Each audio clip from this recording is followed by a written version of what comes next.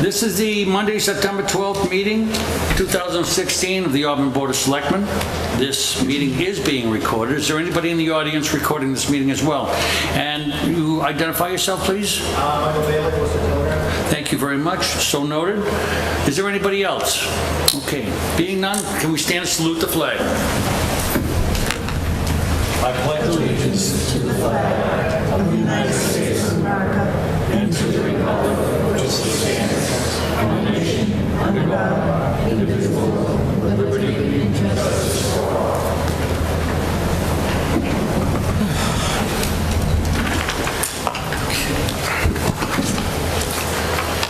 First on the agenda for tonight, we have some public comments, and Mr. Page on Vets Parks, would you please come forward to the microphone?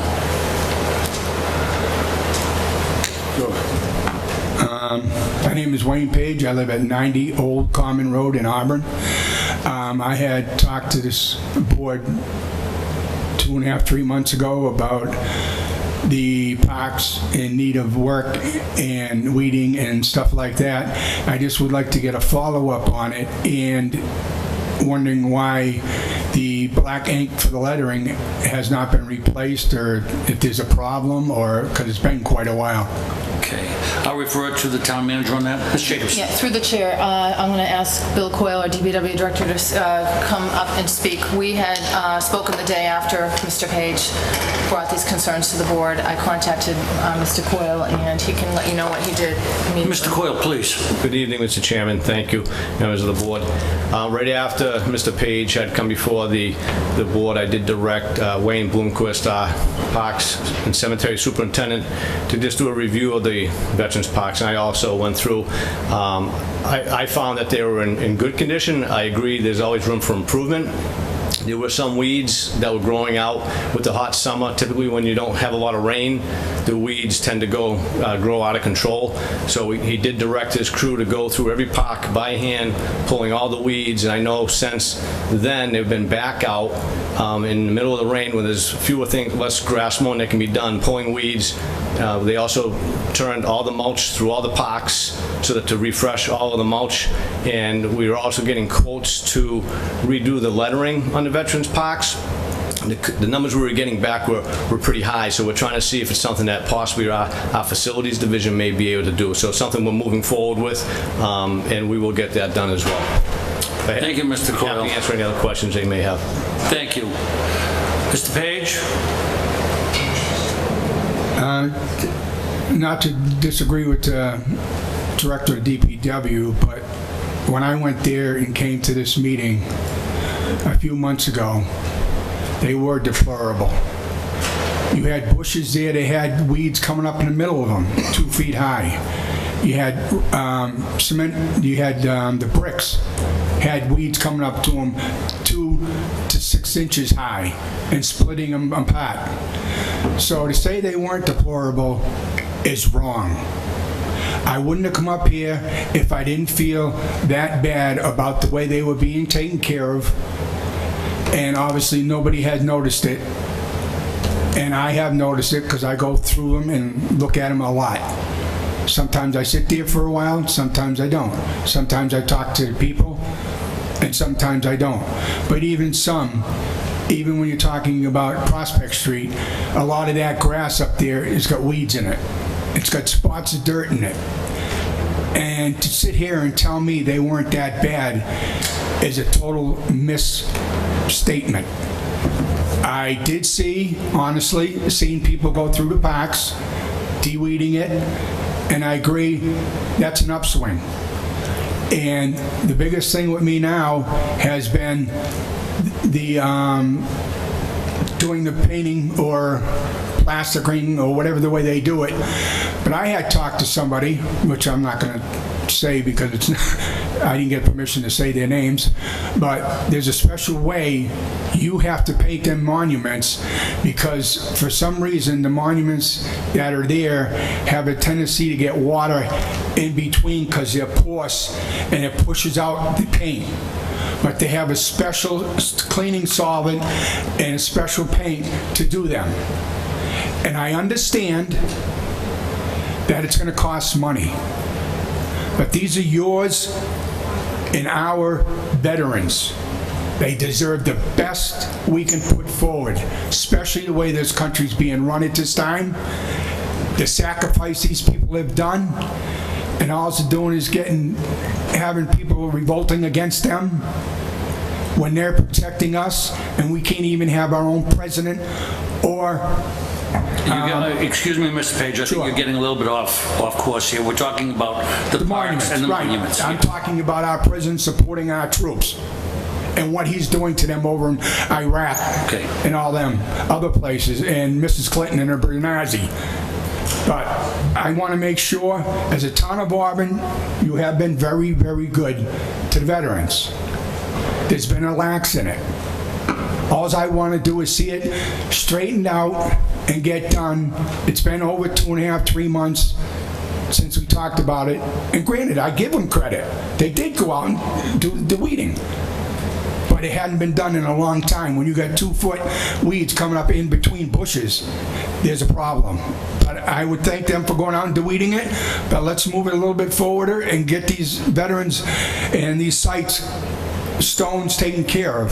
Thank you, Mr. Thank you for your time. What I'll have you do is, if you would, contact Mr. Coyle, tell him about the markings on the painting on the monuments so that he's aware of what that material is. Sure. And I'll refer to the town manager on anything further with work has to be done. Okay, thank you. Okay. Mr. Coyle, would you please come forward? Thank you. Just briefly. Thank you, Mr. Page. We have looked into it, and we do realize it's not just painting the monument black, and we will make sure it's done correctly. We are just reviewing the different options to make sure what we do is in a cost-effective manner, but also achieves the same end result. So it's something that we are looking into. I do respectfully disagree with Mr. Page. I have my opinion on the condition of the parks. Obviously, he has his. We don't agree. We maintain those parks on a regular basis. There's always room for improvement, and that's fine. I agree. We do also welcome volunteers. If there's anyone who would like to help volunteer, maintain the parks, we would accept that with gratitude. And but we will always try to do our best to keep them in the best condition and respect our veterans. Thank you. Mr. Page. This will be my last thing because obviously Mrs. Coyle is probably might want to buy some glasses because these That's parks, uncalled for, Mr. when Page. they were deplorable. Wait a minute. They were deplorable when I brought it up here, or I wouldn't have brought it up here. And to say that they were being taken care of constantly, they were not. But I'll give them credit. After I said something, they went and weeded, and that was as far as the weeding goes. And I wanted to follow up on the paint and make sure it's done right. You know, you could pay $1,000 to get a paint job, but then you could pay $5,000 to get a real paint job. Is it the kind of money that we're trying to save so that we're going to have a problem again in the next 3, 4, 5? That's only been, what, about maybe 6, 7 years? We don't want that to happen again. And the thing is, if you're talking more money, these veterans in our whole country, in the USA, deserve it. Thank you. Thank you, Mr. Page. Okay, it is now 7:10. We have first, under public hearings, let's see. We have public hearings for Grege Cement, Summit Incorporated, sale of gas and oil license at 321 Southbridge Street in Auburn. And you have the documents in front of you, and I'll entertain a motion to open the hearing. Make a motion to open the hearing. Second. Motion been made and second, open the hearing. Any discussion? All those in favor? Aye. Okay, thank you. Is there any representatives of Grege Summit? I'm hoping I'm pronouncing that properly. Would you please come forward to the microphone? Would you please identify yourself and explain a little bit about what you're doing? My name is Joe. Last name is Rage. I own the location, 321 Southbridge Street. It's a gas station convenience store. We gotta get rid of those chairs. Okay. And you have met with the DCG Yes. regarding the sale of the gas and oil. Have you, any board members got any questions, comments? Being Seeing none, this is, when do you plan on opening? Actually, we're already open now. Okay, And we got all in order to come here, we had to get the building inspection. The fire department was out there, plumbing, electrical, probably someone else. But we did everything that was asked for on the list prior to opening, because that was something that they wanted us to do. And they told us, well, you still got to come to the Selectmen's hearing tonight, so. and that was after the building department, weights and measures, Board of Health, fire, also to get the necessary sign and building permits? Yes, And then also necessary approvals from the state agencies, and you have collected those? yes, all of them. Okay. All right. Mrs. Goodrich? Thank you, Mr. Chairman. Since the applicant mentioned it, I did notice that the business was open already, and I am going to support this, but I'll just remind the applicant that if you look to do anything further in the business that may require a license, or if you're unsure if it requires a license, you're best to contact Town Hall Yeah. and see what you need. It's better to have the license that you need in place before you open, or before you add anything Yeah. else to your business. Understood. Okay, and I'll turn it over to Ms. Jacobson, please. Thank you, and if I can add into, the business had approached us a couple of weeks ago with the need to have a license in there. They had been working with the building commissioner, they already had worked with the fire department, they were in compliance with the storage requirements, and they had finished the work that was done by the building commissioner. There wasn't another board meeting that was scheduled, so we gave them a temporary permission to open pending approval tonight, with the full understanding if there was no approval tonight that they would have to go without this license and cease that part of the operation. So we were aware of it. They were very good to work with. We were just trying to help them find a way to keep them open until such time that we could get this in front of the board, because they had a lot of other requirements on the state and local level. Okay. Is any other board members got questions or comments? Are there any abutters that have any questions, comments? Okay, seeing none, have you got anything else you'd like to add? That's it, thank you. Okay, I'll entertain a motion to close the hearing. So moved. Second. Okay, motion been made and seconded to close the hearing. All in favor? Aye. Okay, I'll entertain a motion on the license. Mr. Chairman, I will make a motion that we approve the license, provided that all applicable requirements of the state and town and any of its departments, boards, and commissions have been fulfilled. Said license is subject to all conditions stated upon it. Failure to comply with any and all conditions shall invalidate the license and render it null and void, with the conditions recommended by the DCG to be placed on the license. Is there a second? Second. Motion been made and seconded. Is there any further discussion? If not, all those in favor? Aye. Opposed? Thank you, and good Thank you. luck. Have a good evening. Thank you very much. Okay. Next, we have a public hearing on the proposed disposition and reuse of Mary D. Stone School Building and the Julia Bancroft School Building. We're running a little bit late, but I'll entertain a motion to open the hearing. So moved. Second. Motion been made and seconded to open the hearing. All those in favor? Aye. Okay. I guess first what we'll do is we'll hear from Ms. Jacobson, town manager, and hear on the recommendations and make comments. Thank you. We do have a presentation for you this evening that runs through the entire process that started actually in January of 2015 with the appointment of an elementary school reuse and disposition advisory group. And I want to just make a note. First of all, I want to thank the members of that group, and Matt will go through the presentation and you'll see their names, but I do want to comment that I do see the chair, Kevin Kennedy, here, as well as a number of other members. That group was formed by residents of both the neighborhoods of both schools, as well as Finance Committee, Planning Board, Board of Selectmen. Selectman Brotherton was a member representing this board, and we will go through all of that with you. Just wanted to, while Matt is setting this up, we're going to run you through the process that was followed to get to the point of the recommendation, how the committee and advisory group came upon those recommendations, what work we did internally for an analysis of these properties, and what brings us to our final recommendation this evening, which is, we will show you again, but the recommendation to put the properties out to bid for preferably for senior housing or housing over 55. keeping in mind that we may want to entertain a use that might not have a use that would not have a bad impact on the neighborhood, but we want to direct the RFP, if we go that route, to provide for housing for our seniors. It's been indicated that there is a severe need for housing. We don't want to go into that need this evening, but we do want to walk you through the process.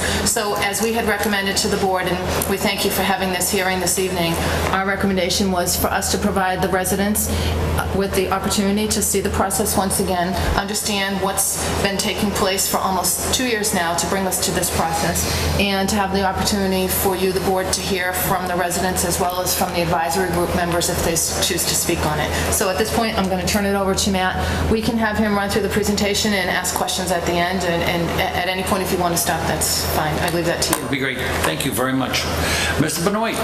Good evening, Mr. Chairman, members of the board, residents of Auburn. Matthew Benoit, Town Planner, on behalf of the School Reuse and Disposition Advisory Group.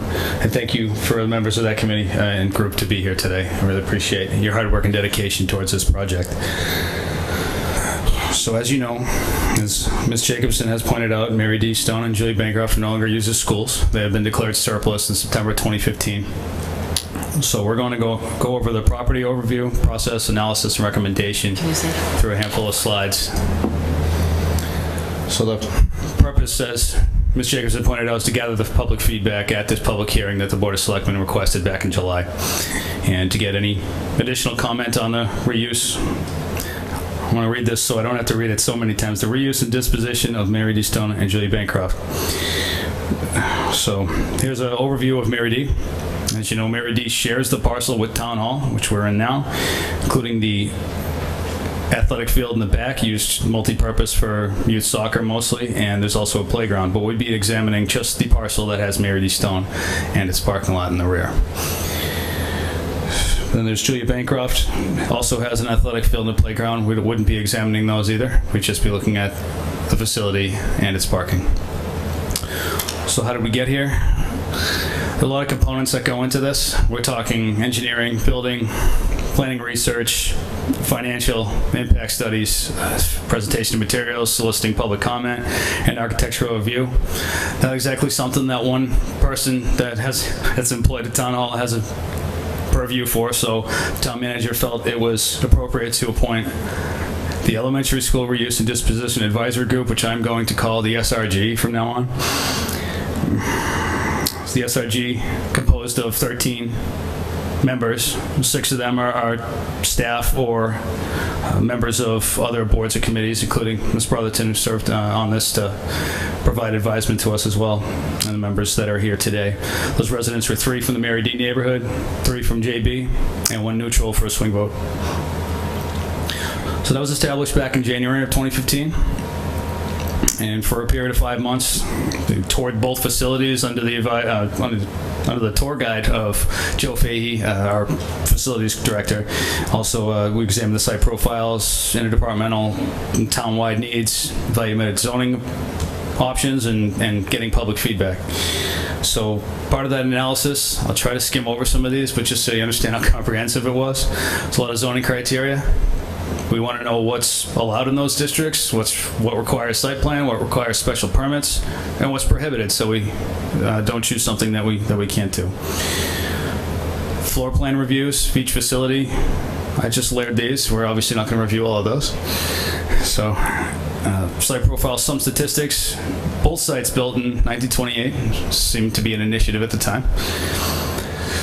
28,000 square feet of Mary D, 31.5 over at JB. JB serviced by 2 separate heating systems, 1 upper, 1 lower, and window replacements, furnace replacement up at Mary D, or pros for that site.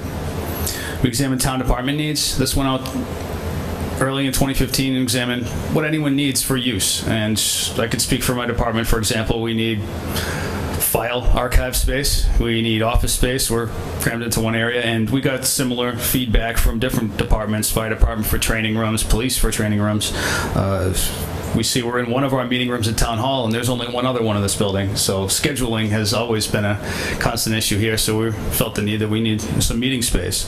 Possibly Mary D or JB is an example of that. So some of the challenges on JB. parking. If we were to divide off the athletic field and some of the parking for it, any new applicant or proposal is going to have to restripe this, get rid of the school bus drop-off lane, and show a more feasible parking plan to service whatever the future need is. This will become a theme. ADA compliance upgrades needed for buildings nearly 90 years old.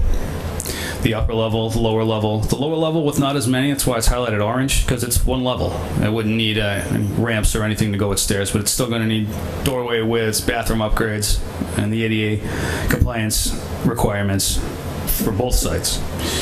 And you'll see the same thing for Mary D. In addition to some others that are site challenges. Access driveway and the stairway that connect us here at 104 Central. If this was to be sold privately, those would have to be closed off or gated off in the appropriate manner. Right now it's striped with 10 parking spaces. We know there's more. The back area is used for recess for the kids, so that would have to be striped to comply with any new current zoning requirements. Roof repairs needed. The ADA compliance, I can't say enough. Building code related updates. There's small stairwells throughout this building, 2-3 steps throughout. There's not much of it that can be used without some form of ADA upgrade. The access is a major concern. If it's coming through 104 Central Street, that's likely it's one means of access that's passable by 2 vehicles. The one that comes off Church Street now is only 12 feet wide. You can't pass 2 cars through there at the same time, or it's certainly not wide enough for public safety vehicles. So a new access driveway would be needed off Church Street. I didn't officially measure this, but I did pace it and use tape measure 25 feet, and I still had time. I still had space after the 25 feet from the closest point of the property line to the closest point of the building. So an access driveway could be done there. So back to our timeline. In May of 2015, the SRG made a recommendation for senior housing or those of ages 55 or older, and also a town hall annex for Mary D. Preservation of the athletic fields and a historic facade of both buildings. So since May up to February of this year, the town did their own internal analysis for the town hall annex, examining all the elements of ADA compliance, building codes, etc. We also commissioned an independent architectural study. And I'll get into that study right now. This was done by Nault Architects. The town engineer, Bill Coyle, and town manager had a lot to do with this, and are here to answer questions if they do arise. Some of the variables with the cost in doing this assessment is this was done on a project planning purpose only. Some of the budget numbers don't include heating, cooling, or insulation, or any of the major wholesale renovations. They don't include procurement, fixtures, or furniture. And this is a big thing. If it's to exceed 1.3 million, the whole site must be ADA compliant. That's an elevator. That's ramps throughout every entrance, means of egress, entrance, exit would need ADA compliance. So we'll get into the numbers that come to that. Mandatory obligations, ADA compliance. I'll say it several times throughout this presentation. Building code, sprinkler system, mandatory. It didn't have one, doesn't have one. Building code updates, entrance, exit, stairways, doorways, elevator, likely. So option 1 was to use can we use part of the building for town offices and not have to put in a sprinkler system? The short answer to that was no. I'll get into that, but estimated value, 125K to 600K, and that's with bathrooms and aesthetic improvements, painting, patching, flooring, lighting. And that was not to exceed a certain square foot threshold. And that was at the time of the study. More currently, we understand that the building commissioner and the fire chief understand that no matter what, we're going to have to put in a sprinkler system. So option 1 kind of becomes unfeasible at this time. So you have to go with option 2, which is examining the entire site, installing the sprinkler system, ADA upgrades throughout. That price came in with a large range, and it covers several things: bathrooms, sprinklers, and aesthetics. And you can see that last number exceeds 1.3 million, so you can assume that ADA compliance will have to be needed to include an elevator, which isn't part of this number, throughout the entire site. Elevators can range 300,000 and up on top of this. So to our recommendation, Town administration presented these findings, the architectural study, and some other information to the SRG back in February this year. The SRG revised its recommendation, changed Mary D from the Town Hall Annex to the same as JB, and that's preferably for housing of seniors or those of 55 years of age or over. And they also recommend going out to bid to explore market value of each site. So this is the recommendation. For the folks at home, I'm just going to read this front to back. Based on the recommendation of the advisory group, the town's internal analysis, and the architectural analysis of Mary D. Stone, town administration recommends the town dispose, that's the legal word for it, we're not trashing them, this is dispose of both properties in accordance with the provisions of Massachusetts General Laws, Chapter 30B, to encourage reuse of each property, preferably as housing for seniors or those of 55 years of age or over, while allowing for other creative proposals to be submitted for consideration with uses that will not have a negative impact on the neighborhoods. So this doesn't specifically restrict it to only housing for 55 years of age or over. It also allows creative proposals to be submitted. So that brings us to now. In July, the recommendation was made by the Board of Selectmen to hold this public hearing. And we worked on our RFPs and gathering our information, preparing this presentation. So, a couple things about the RFP. The town's obligated to conduct the RFP in accordance with Mass General Laws, Chapter 30B, excuse me. And wherein the town reserves the right to reject any and/or all proposals received. So the SRG, the school reuse group, 2 public meetings were held in 2015. We sent out abutter notices to people within 500 feet of both schools. Some folks came, gave feedback, added to our collective presentation you see today. There were 2 opportunities, one May 4th, one May 18th, and that led to the recommendation. These were broadcast live and are available on our website as well. 2016, more recently, this is for today's public hearing. Same thing happened. Notices were sent out 500 feet of both properties by mail to people's houses. This was advertised on ACTV, the town website, and social media. Some written comments were provided before noon today. I believe some were received. And it's also being broadcast live, as you know. Copies of the timeline are available because this is kind of hard to see. But this reviews everything I've discussed already, from the beginning of the establishment of the SRG to hopefully our final recommendation here before you this evening. Our next steps from here, September, the RFP is available to bidders, posted on the Central Register. Notices will be posted on the town website, social media, newspapers. As much advertising as we can do to attract a strong pool of applicants. Pre-bid conference would take place, and we anticipate proposals are due in November and choosing a candidate by December.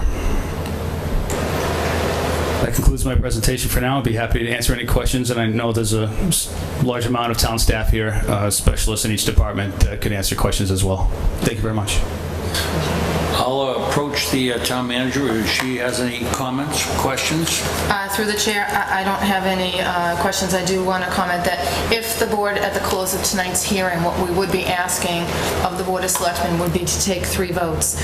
One would be to declare the Mary D. Stone School building as surplus, excluding the playground area. We recommend keeping that playground area for the residents. That was a priority that came out in all the public meetings, and we absolutely support that recommendation.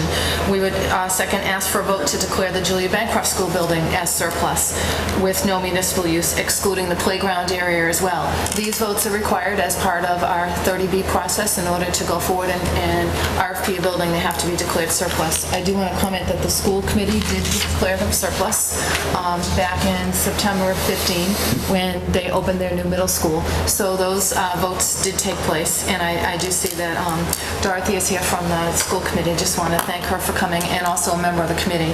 And then the third vote would be, once you follow the public process and take the input, if you so desire to accept our recommendation, then we would ask respectfully for a vote to allow us to move forward with the RFP process.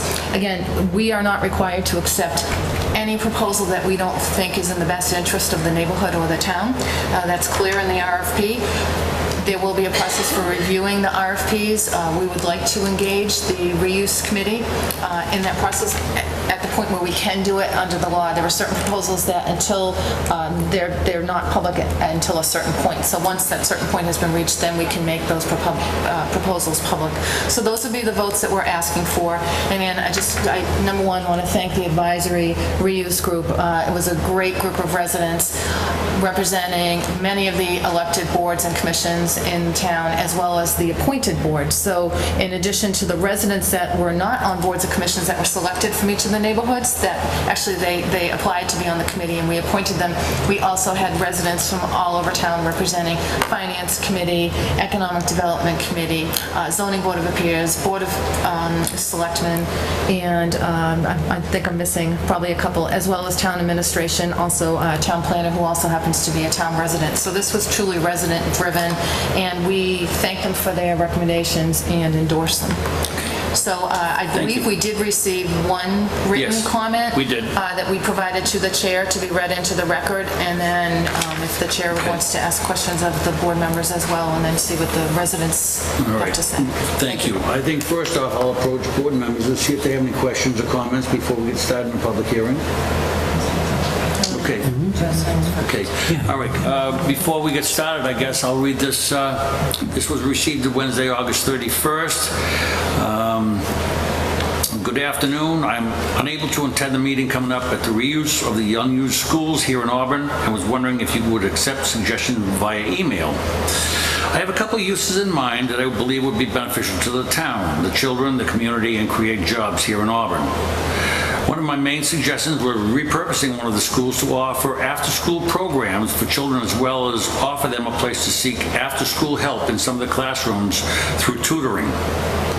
The YWCA of Marlboro has repurposed school as one of the child care centers it uses here in Central Mass, and it would be nice to have one of our schools provide the younger children a place to grow from a young age and offer some nice programs for them to develop. Of course, this would also create jobs for toddler and infant teachers. Another suggestion would be reinvesting in our adult community by offering us more options for public recreational facilities. It would be nice to have indoor basketball courts here in Auburn that are available for use by residents, as we don't have such an option. This would also allow the town to run adult sports leagues in another facility, which is something many people I know may be interested in. Repurposing the school as a recreational facility may provide everyone with another outlet to play sports and become more involved with the other people within the community. I hope this suggestion is taken into consideration, as it is something that I have been in search for personally, and I believe the benefits for our town would be great. And that's from Mr. Joseph DuPont. So we'll put that into the record, please. And now I'd like to hear from the public on any comments, suggestions on what we've heard here tonight.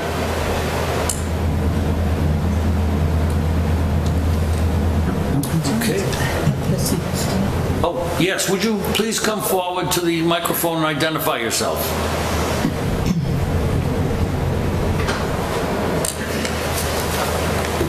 Paul Worcester, 22 Nancy Drive. First of all, it's like, I heard you said don't let us to people, only 500 feet away, I live at the end of a dead-end street, so I have to go by there every day. My biggest concern would be, it's always hard getting out of Vinyl Street. That's one of the biggest things. Whatever you're gonna do there, would not want to see that impacted any more than it is. But when you talk about residents 55 and over, would this be something that would be run by the housing authority, or you're looking to have it private? Yes, please, I'm sorry. Through the chair, under the Chapter 30B process that the state puts out for bid, we can put certain requirements, but we can't require who it is that would run something. So it would be open for someone, the Housing Authority is welcome to submit a bid. We've actually had several meetings with them. At this point, I'm not sure that they are prepared to move forward and submit a bid, but they are aware of it, and we will encourage them to look at the RFP. A private developer could do so as well. We did make it clear through all of the meetings that the town did not want to be responsible for, the town itself, town administration, for running and operating housing. But yes, the Housing Authority would be eligible. Yeah, that was the talk way back in the beginning, was handing it over to the Housing Authority. Right, we did speak to the Housing Authority. You're right, there was talk about, there was a lot of talk about the Julie Bancroft building, that would be a great building for the Housing Authority. After having several meetings with the Housing Authority, and I believe their board actually had a couple of meetings as well, they were looking, and I don't want to speak for them, but I know that they were looking for various funding sources to facilitate something like this. So I would leave it to them to explain where they are in that process, but they're absolutely welcome to put a bid on this. Okay, as far as the 55 and over, like in the Housing Authority, now they've opened it up to, like Section 8 housing, people like that. I know a lot of people that work, as caregivers and places like that, and my biggest concern is, the riffraff that starts coming to places like that. I wouldn't want to see that down the end of my street, Through the chair, we would have to look at every proposal that came in to see what was being proposed as far as housing, whether it's condominium, which is an option, apartment is an option.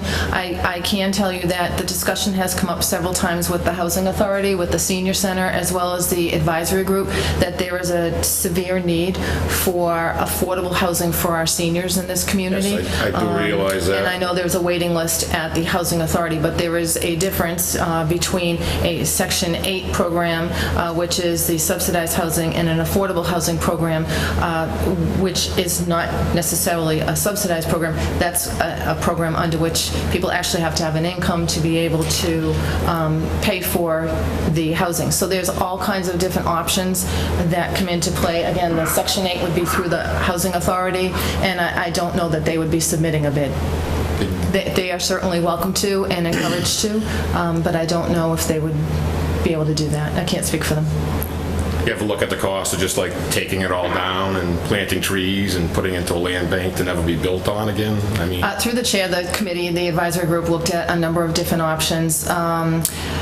Demolition of a property of both of those sizes is considerable expense.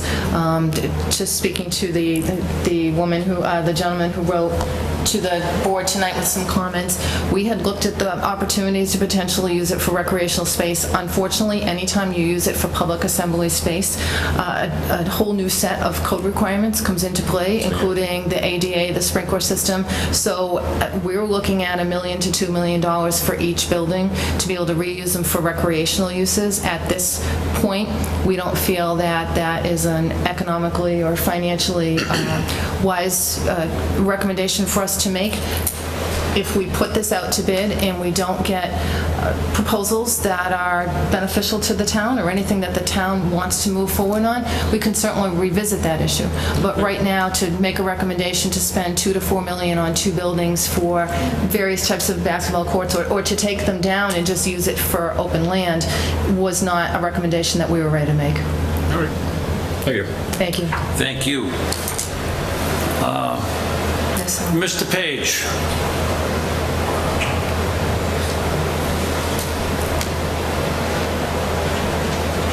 Good evening, Wayne Page from the Auburn Housing Authority, Chairman.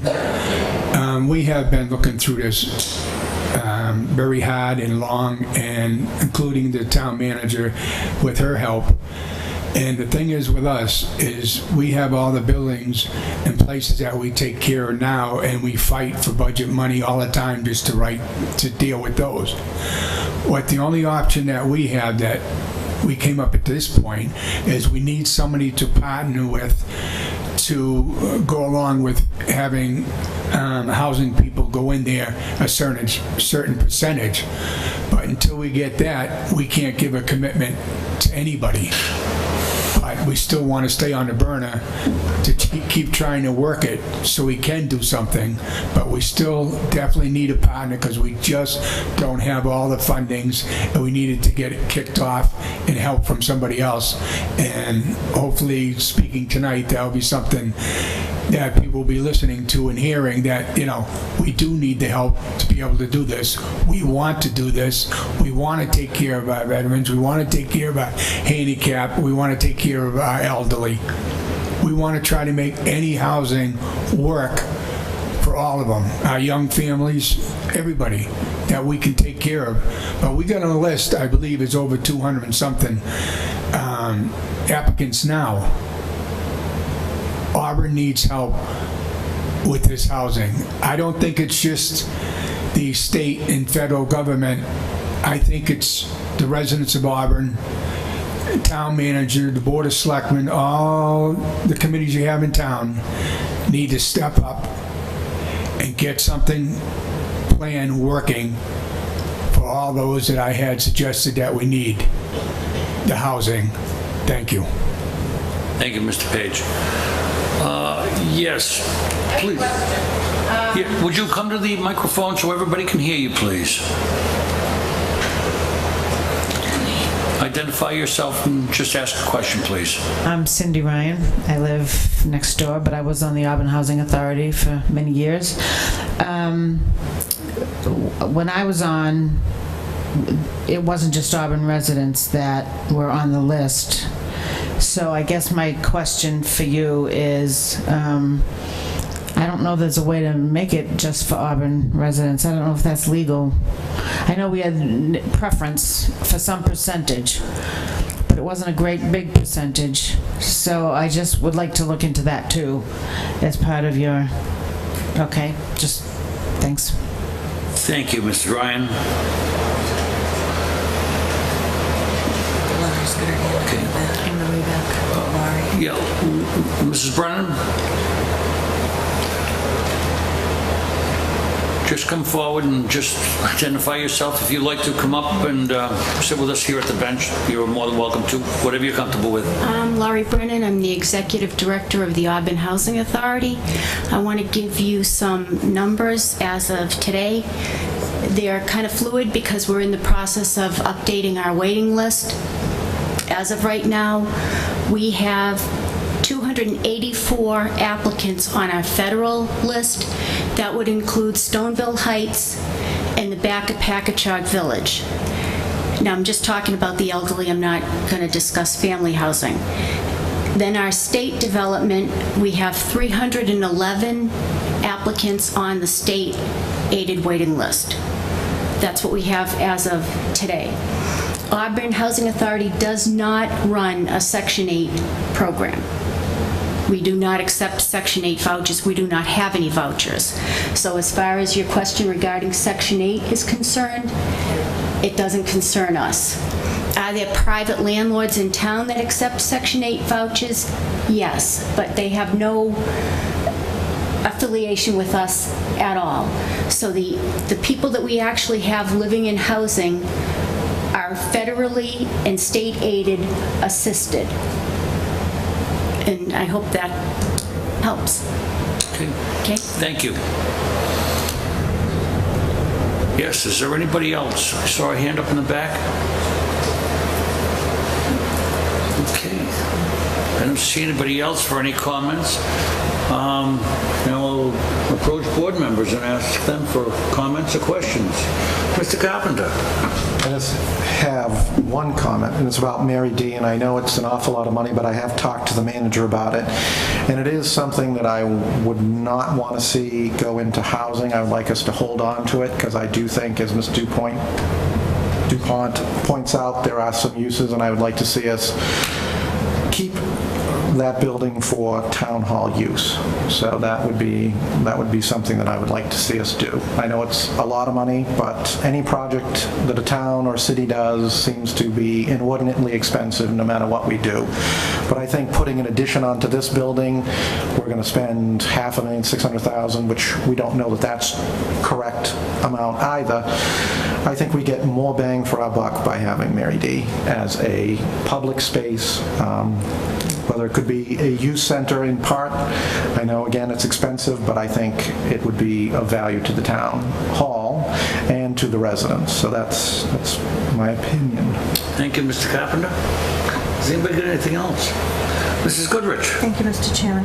So I guess I just have a question procedurally. If we move forward with the RFP process, I know that the town manager said that they can accept or reject any offers. What would your process be in making that determination? Would it be brought back to this board? Would there be discussions? I know that they've already disbanded with the reuse committee. Would we have an opportunity to be made aware of what comes in under those RFPs once it can become a public process? Thank you.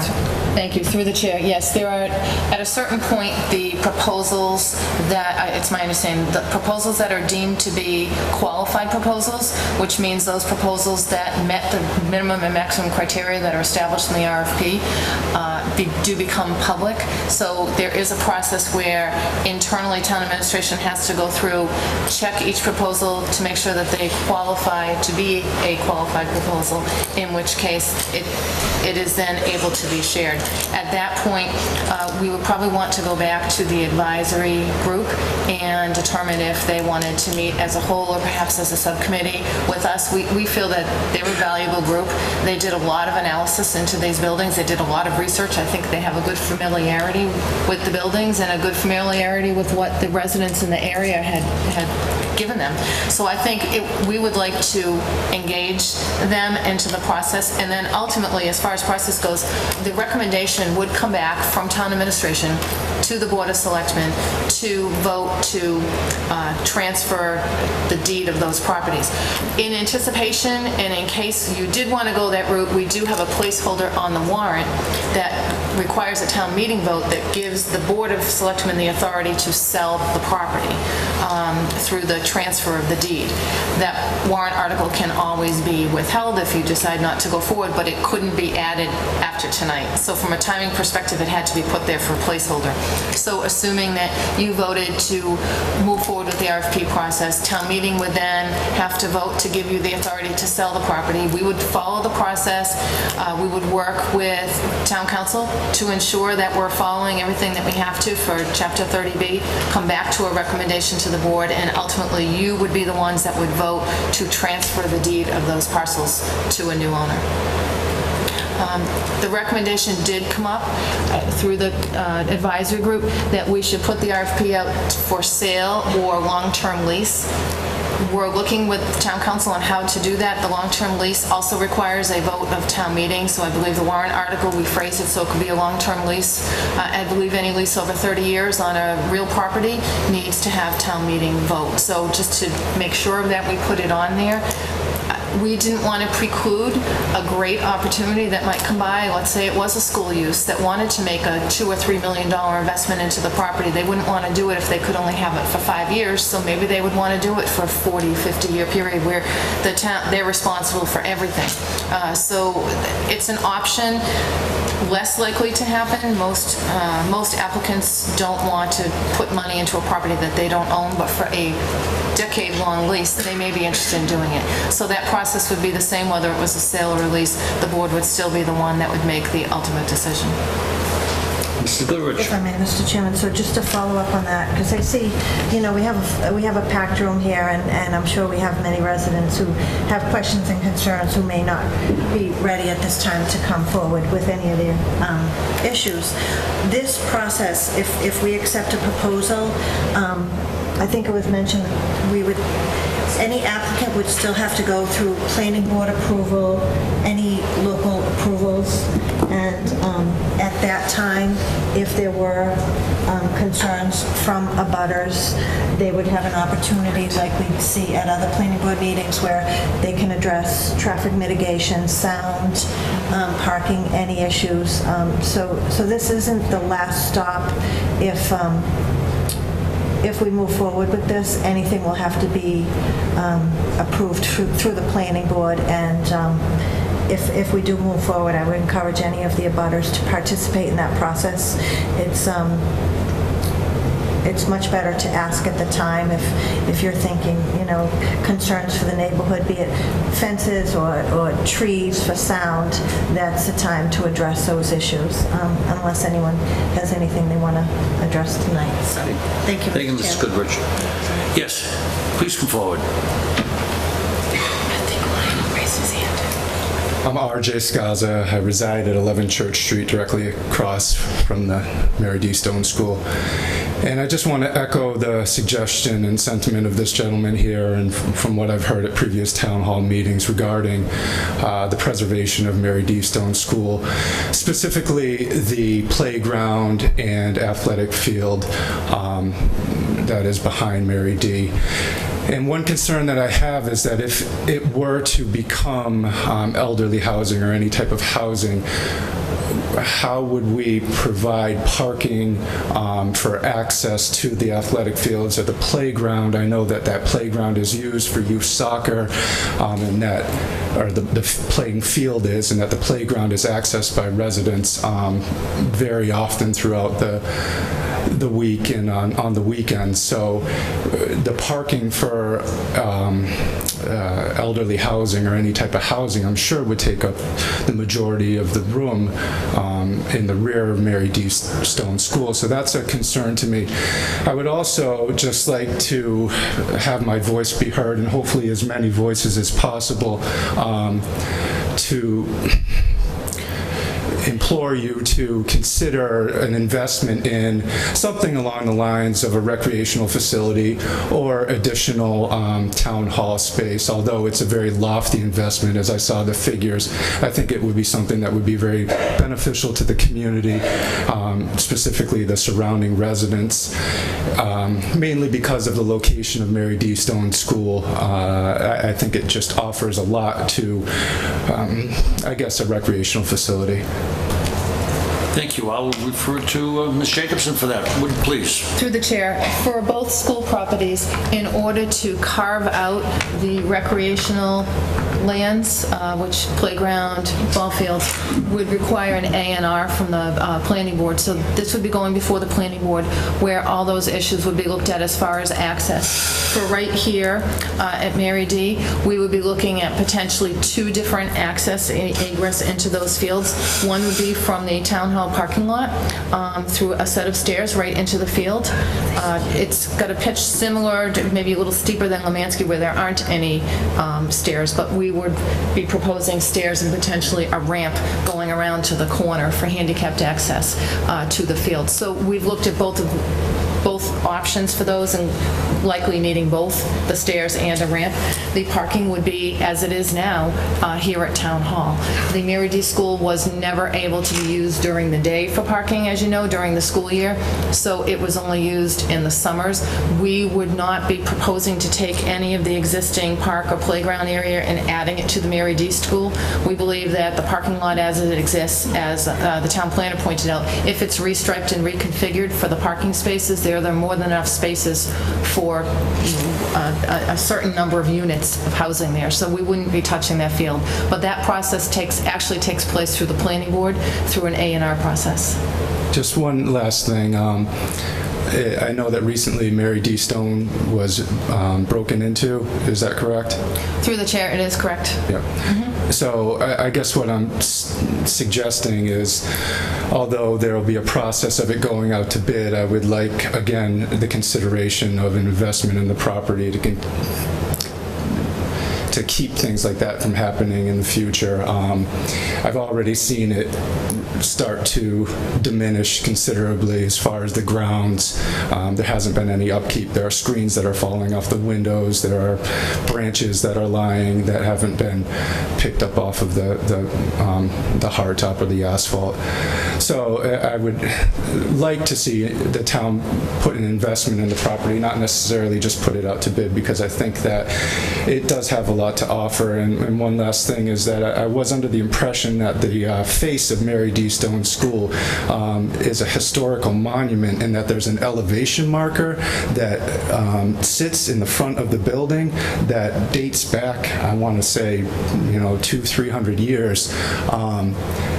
And that just concerns me as well. If there's historical value in Mary D. Stone School, I would hate to see it turned into a housing development or have any of that historical value taken away. Jacobson. Through the chair, the Mary D. Stone School nor the Julia Bancroft School, both of which were built in the same year, I believe 1928 for both of them. Neither one of them are on the National Register of Historic Properties. Neither one of them have any historic preservation restrictions on them. However, both the advisory committee recommended for both that the facades be kept if at all possible, and that would be in an RFP to recommend that the facade be incorporated into whatever redevelopment is done on the property, because the facades are beautiful, but they're not historic, nor are they protected by any covenants or restrictions on the property. Thank you. Thank you.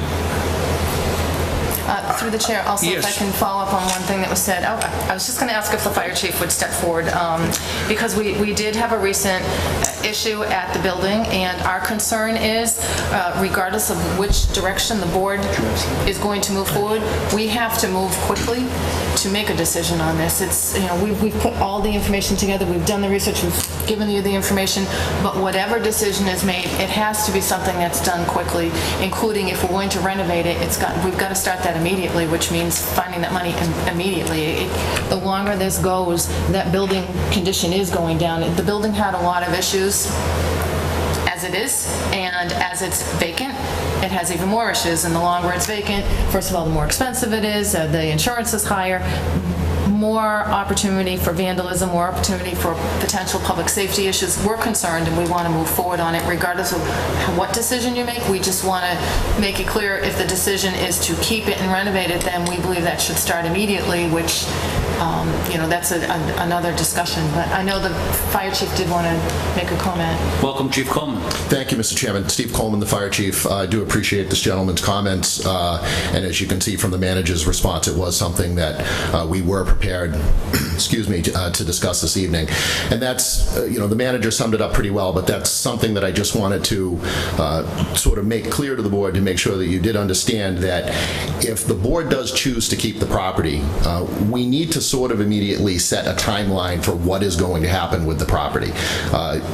That gentleman's correct, the manager's correct. The building is already beginning to deteriorate.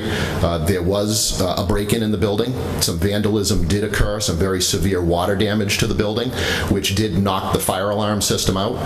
As was mentioned this evening, the building was not sprinklered to begin with, so there is no active sprinkler system in the building. There never was.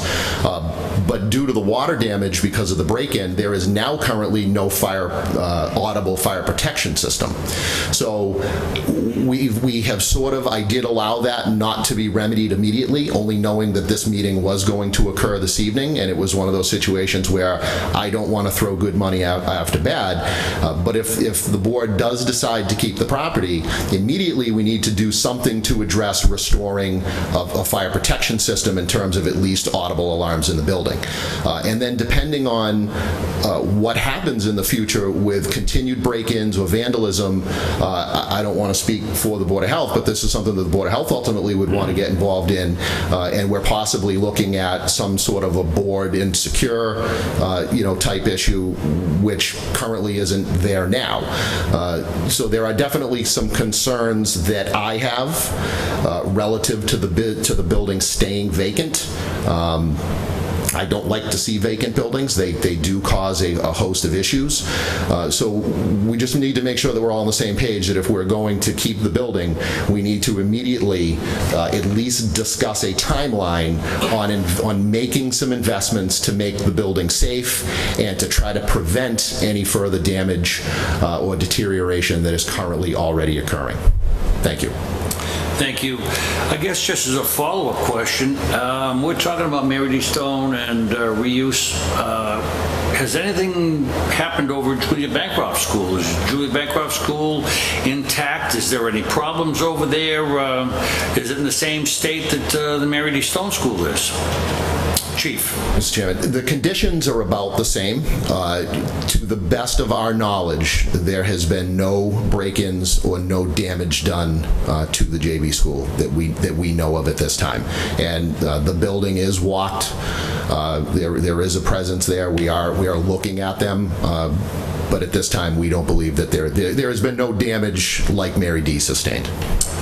Thank you, Chief. Through the Ms. chair, Jacobson. there is, aside from no vandalism, as the chief said, at the JV school, both buildings are in need of some major roof repair, if not replacement. That came to our attention shortly after we started managing the buildings, that there are some severe leaks in those roofs, and given the age of the roofs, given the material of the roof, given the architecture, it will be very expensive to fix those roofs. We're working on getting a temporary fix, but before we make an investment, we wanted to make a determination if we're holding onto the buildings or not. If we are holding on to them, those roofs will have to be done immediately. That information, if it's put out to bid, they are sold as is. That becomes the responsibility of the bidder. But the roofs on both buildings are in very poor condition. Mr. Berthew. Point of procedure, I guess.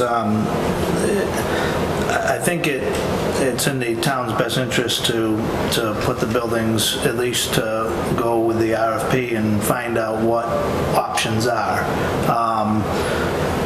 In the meantime, if we vote to do that tonight, and in the meantime, somebody comes up, with the town, we aren't just to put them out, request for bid or proposal, we can still take that over. We can deny any request for proposal as long as this process is going.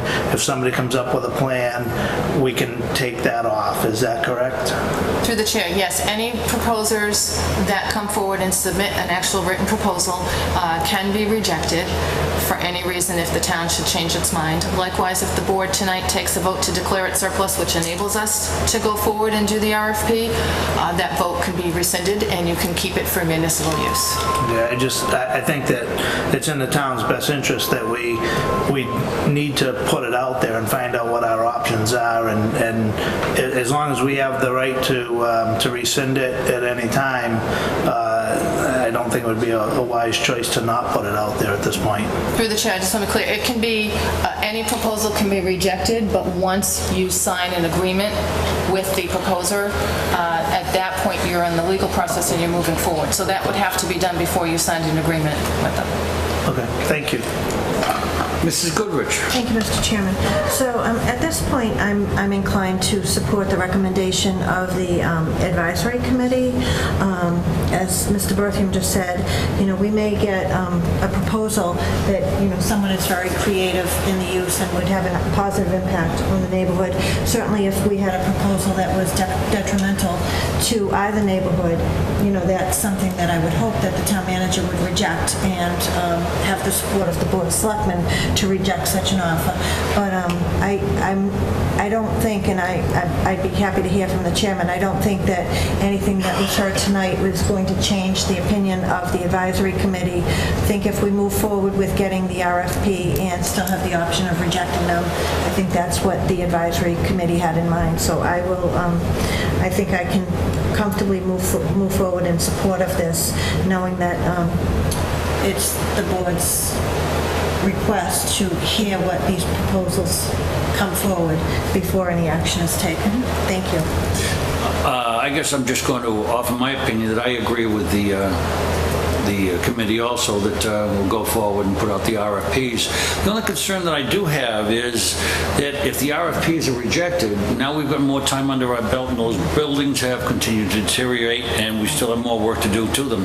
Has anybody discussed that kind of a thing? I mean, we could hope that an RFP would come in that everybody would be satisfied with, we'd move along and just, now it's your responsibility, not ours any longer, but if that is rejected, we are in September and it's around the corner, so that seems to be more deterioration, more problems for any maintenance or upkeep of a building. So has there been any discussion as to where we would go if that RFP is rejected?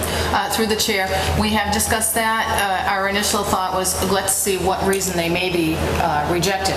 If the proposals are being rejected because the RFP needed further clarification or someone couldn't actually comply with the conditions of the RFP, we could put the RFP again out revised to address the concerns that we found when the proposals came in.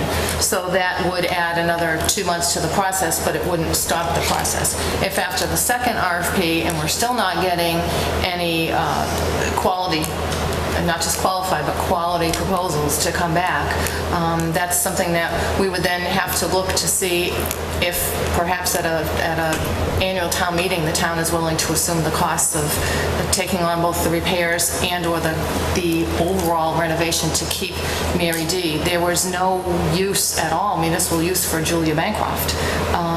While there was a slight use for Mary D, we can absolutely use the office space. We have, as you know, you're in the one and only meeting room here in Town Hall that can hold more than 20 people under the occupancy. So it's a little challenging for us to have meetings, but again, that space would have to be completely renovated because there's no one space there that would hold any more than what you're seeing right in here. So some of the needs that we need to have addressed cannot be addressed with the Mary D. building the way it is now. So we don't want to make a recommendation yet on financing, but the plan is if we don't get anything the first time to go out a second time, if we don't get anything a second time to come back to the board and make a decision as to whether we make the investment in the Mary D. Stone building. The Julia Bancroft building, at that point, the board may even have to look at some type of a combined demolition because the building cannot sit there vacant. It's not fair to the neighbors. It's a blight. It's, you know, we have to be cognizant of what it does to the immediate abutters in its current condition as well. I guess I would ask, just to be sure that if that second rejection does come back, I think probably we should be a little proactive and find out what our availability of budget to maintain whatever we have to or take the building over or do whatever happens. I think that's a question should be asked right now. We'd probably study that and find out what kind of cost it would be just to take care of those buildings and do what we have to do. Because it could add on to itself and we don't want to throw good money after bad, as Chief Colvin had mentioned. And let's see if we can take a look and find out if we do wind up with those buildings, what the expenses are going to be and how we're going to budget it. Is there any other questions, comments?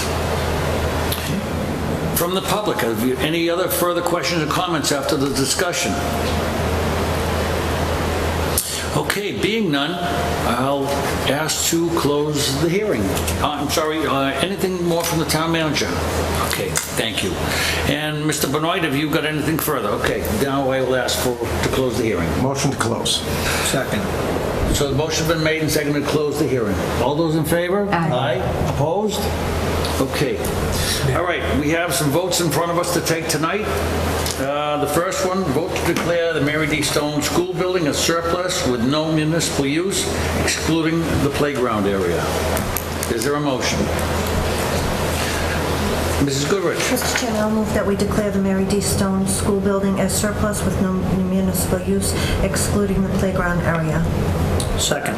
Okay, the motion's been made and seconded. Is there any further discussion? All those in favor? Aye. Opposed? Aye. So recorded, thank you. The next one is to vote to declare the Julia Bancroft School Building a surplus with no municipal use, excluding the playground area. Mr. Chairman, I'll make a motion that we declare the Julia Bancroft School as surplus with no municipal use, excluding the playground area. Second. Okay, the motion been made and seconded on the Julia Bancroft School. Is there any further discussion? Being none, all those in favor? Aye. Opposed? There's a vote, thank you. And The third, to vote to support the town administration moving forward with the RFP process for the Mary D. Stone and the Julia Bancroft school buildings, excluding the playground areas. Is there a motion? Mr. Chairman, I'll make a motion to support the town administration moving forward with the RFP process for the Mary D. Stone School and Julia Bancroft school buildings, excluding the playground areas. Second. Okay, a motion's been made and seconded on both of the buildings with the RFP process. Is no further discussion? Seeing none, all those in favor? Aye. Opposed? Thank you. Okay, thank you very much. Okay, and I guess we'll take a couple-minute recess just to let the room clear. So moved. We have a couple of businesses here. I'd like to get through the businesses before we get to the presentation on the dog park, but we'd like to move along the licenses and for those businesses coming forward. So first, we'll entertain wine and malt package store license for Haradashan Incorporated at 860 Southbridge Street. It's continued hearing, and are there representatives here? Yes, would you come forward, please? Mr. Chairman, I'll make a motion to reopen the hearing. Second. Okay, motion's been made to reopen the hearing. All those in favor? Aye. Aye. Okay. We had some questions and some concerns at our last meeting regarding the opening and the license for the wine and malt package store through Mrs. Goodrich, and have you addressed those? Yes, we did. We get the certificate what the town requires, and we are submitted to Shannon, and she has it. And my brother just coming down there. So like, basic question was that for the certificate. Excuse me. We just asked him to come up. Yeah, could you come up here? And hard time hearing. Yeah, I guess that microphone we're not hearing too very well, so if you'd come forward, please. Waiting for my brother.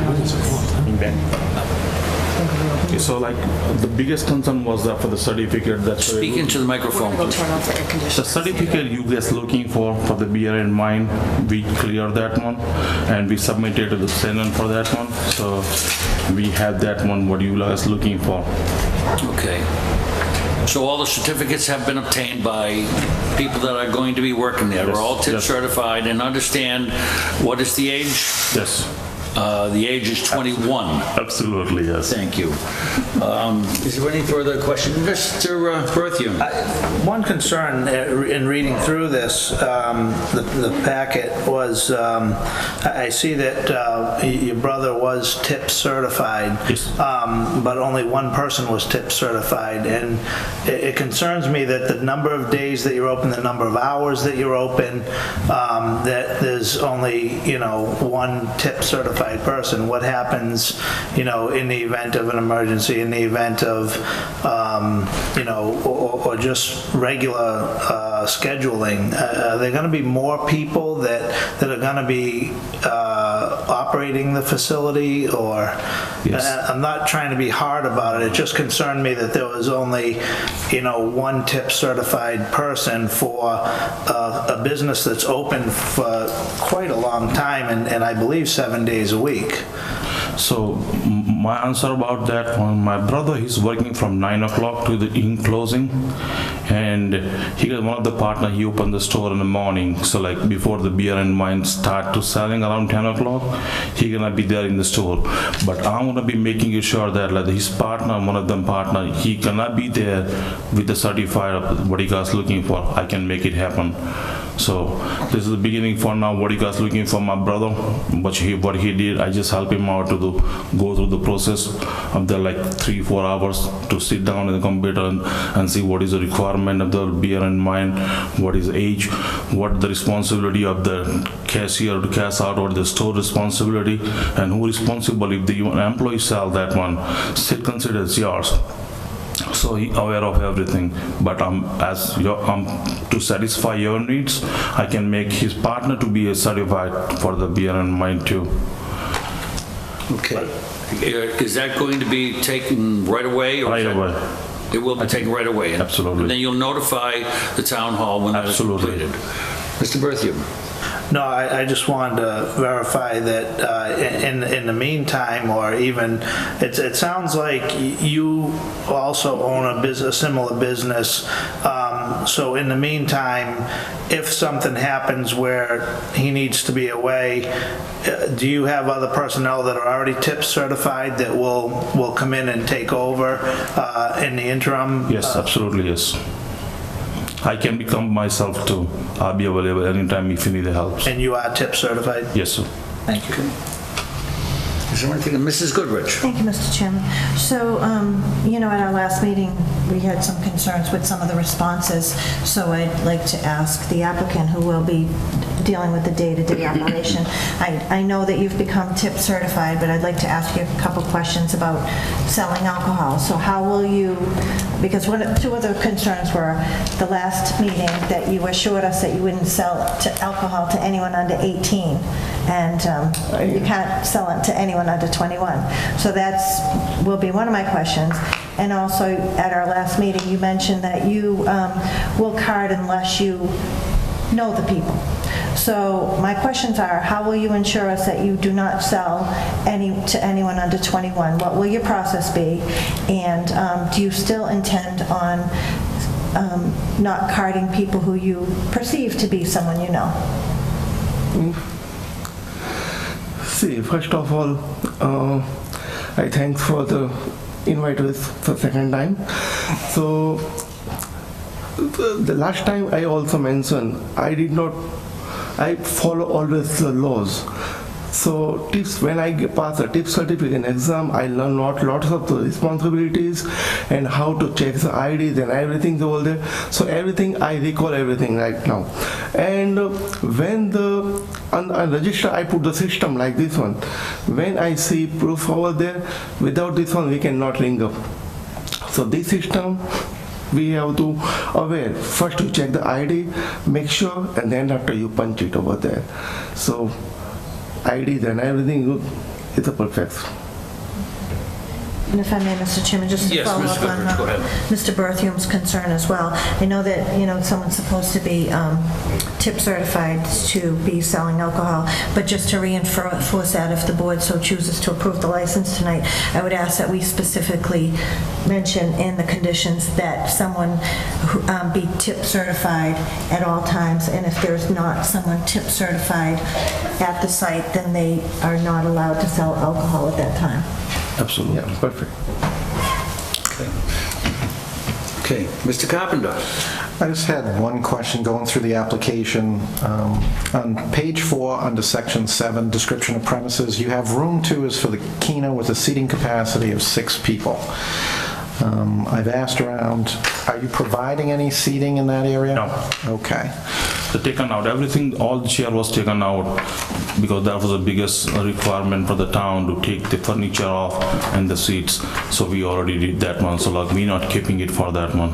Okay, so I'm going to ask the board that we make a specific condition that if that changes, I did speak with the assistant planner today, and through him to the building inspector, and any plans for seating you would need to go through the planning board. So I'm going to ask that we specify that, so in case something happens, you'll be well aware that you can't have seating on the premises. You don't have it. Without approval. Okay. I guess then, just as a follow-up to your comments, seating capacity right now is 6, so we should remove that from the application. Can we do that? That's what I'm seeing as seating capacity, so. Through the chair, the town is not able to make any changes to an application because this application goes on to the state.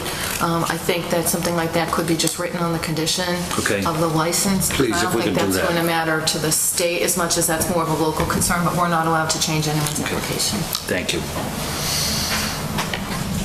Okay, is there any further questions or comments? Have you got anything further? Have you got anything more comments? No, we here for the business, and we here for the clean business. That's about it. Okay. Okay. If there's nothing else, are there any abutters here have any questions? Okay, I'll entertain a motion to close the hearing. Mr. Chairman, I'll make a motion that we close the hearing. Second. Okay, motion been made and seconded to close the hearing. All those in favor? Aye. Opposed? Okay, I'll entertain a motion for this license. Mrs. Goodrich. Mr. Chairman, I'll make a motion to approve the license provided that all applicable requirements of the state and town and any of its departments, boards, and commissions have been fulfilled. Said license is subject to all the conditions stated upon it. Failure to comply with any and all conditions shall invalidate the license and render it null and void, and include the following 2 conditions: that there is to be someone tip certified on premises at all times. If there's not someone tip certified, they are not allowed to sell beer or wine. And also, there is 0 seating capacity. If they request seating, they are to follow the procedure of going through the planning board. Second. Okay. Sharon, have you got that? Okay, is there any further questions or comments? Being none, all those in favor? Aye. Opposed?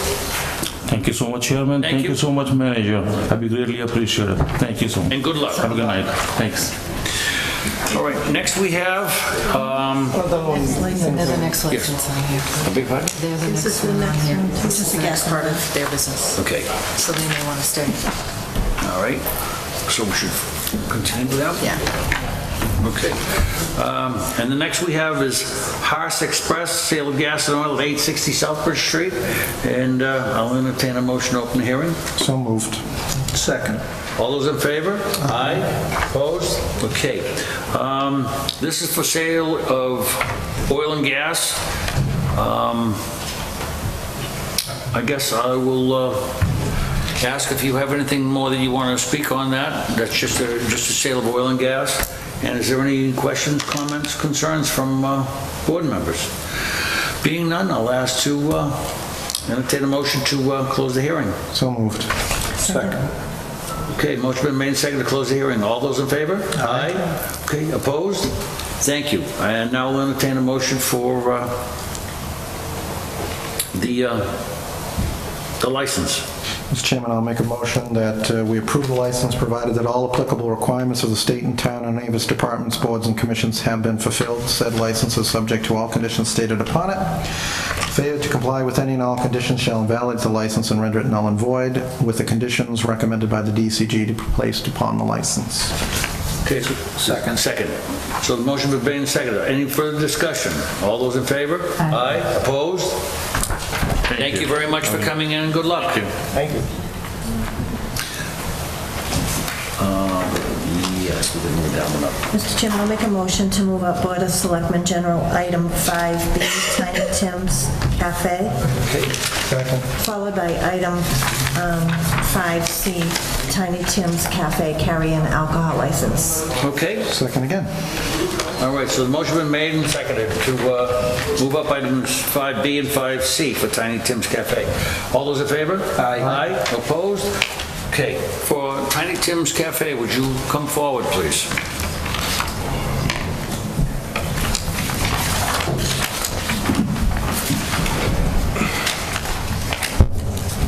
Hi, thank you very much. I am Tim Hayward, owner of Tiny Tim's Cafe. This is Leslie Jackson, my mother. Okay, and you are going to be doing what? Looking to open a restaurant at 85 South Street, which is formerly Frank and Nancy's. Okay.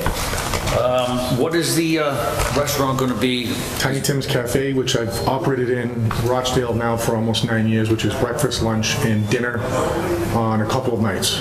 Okay. Do anybody got any questions? Mr. Carpenter? Are you going to close Rochdale? I will be closing Rochdale, yes, okay. sir. Thank you. Is there any further questions? Mr. Chairman, while they're here, I mean, are we just asking questions right now on the common vics, or are we going to include both? The common victualler license right now for now, and then we will get into the alcohol license after that. Okay?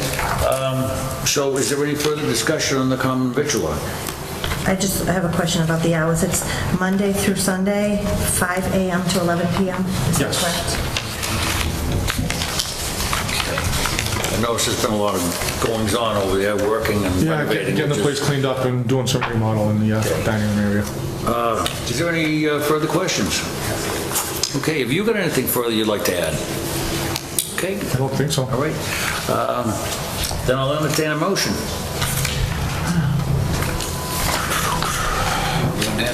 I will.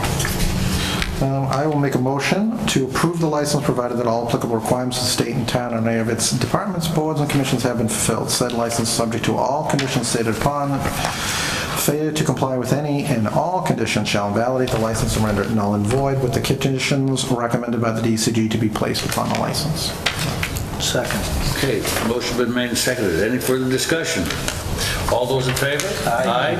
Opposed? Okay, that's the common victual. Now we have item 5C, which is Titan Tim's Cafe Carry-In Alcohol, BYOB license for 85 South Street. What is your plans for the BYOB at... Basically, I do BYOB right now, and I'm only open Friday nights for dinner. So, people come in, they bring their 12-pack, 6-pack on cooler. Leicester doesn't have any regulations set for it right now, but I understand that Auburn does, that everyone would have to be carded. All employees will be tip certified. I am tip certified. Anyone that gets hired, I will make sure is tip certified before they even start working. Okay. Is there any questions, comments? Mrs. Goodrich. Thank you, Mr. Chairman. So I see on your application for the BYOB juice bar, you also list the items, the hours of operation, 5 a.m. to 11 p.m. Currently, the conditions that the Board of Selectmen has worked on and approved for hours are 12 p.m., noontime to 10 p.m. That's fine. That doesn't, that doesn't. That wouldn't affect your operation, your evening operation? No, it doesn't. People don't only come in very often for breakfast with... No, but I mean, we would have to... Dinner would be over with by 10 o'clock. I'm looking to realistically close by 9. Okay. The last time I was at a select meeting, they just said ask for the hours instead of coming back for permission to ask to open up an hour later. Okay. So ask for what you want now. Yeah. So our conditions right now are noon to 10 p.m. Okay. So if you find it a hardship and you request to come up to stay open later with the BYOB, you'd have to come back before us. That's fine. But you would be our second BYOB in town, so we wanted to see how the operation goes. Great. Any further questions, comments? Okay, being none, I'll entertain a motion. I'll make a motion that we approve. I've got my cheat sheet here. The license provided that all applicable requirements of the state and town and any of its departments, boards, and commissions have been fulfilled. Said license is subject to all the conditions stated upon it. Failure to comply with any and all conditions shall invalidate the license and render it null and void, and with the conditions recommended by the DCG to be placed on the license, with the addition of BYOB hours at 12 to 10 per the policy as mentioned by Mrs. Goodrich. Second. Okay. Motion, yes. Mr. Chairman, if I could just ask if Mr. Carpenter would be willing to include in his motion where we included it in the last one to ensure that there's a tip certified person on site anytime alcohol is being consumed. Absolutely. I will add that as number 2. Okay. Sharon, do you have that? Mm-hmm. And I guess just one more question here. Under the DCG, the applicant shall ensure that any alarm and/or camera systems must be operational before opening? Yes, I just met with Eric Steinberg today. He came down to give me a quote on the camera system, and someone's coming to do the alarm. Okay. Currently have an alarm system. So but there will be an alarm and camera system put in before I open. All right, great. All right, and being no other further questions or comments, all those in favor? Aye. Opposed? Good luck. Thank you very much. Mr. Chairman, can I make a motion to move up Board of Selectmen items D, subway is there's someone here. So, Subway number 54363, common victuals license. Are you going to add the next one as well? You want to do the 5E also, the Tacos Mexico? I'm sure to be followed by item 5. So the motion been made for items 5D and 5E to move up. Is there a second? Okay, all those in favor? Aye. Okay. All right, the first one we'll take is Subway number 54363. It's a common vic for 68 Auburn Street in Auburn. Are there any representatives here for that? Would you come forward, please?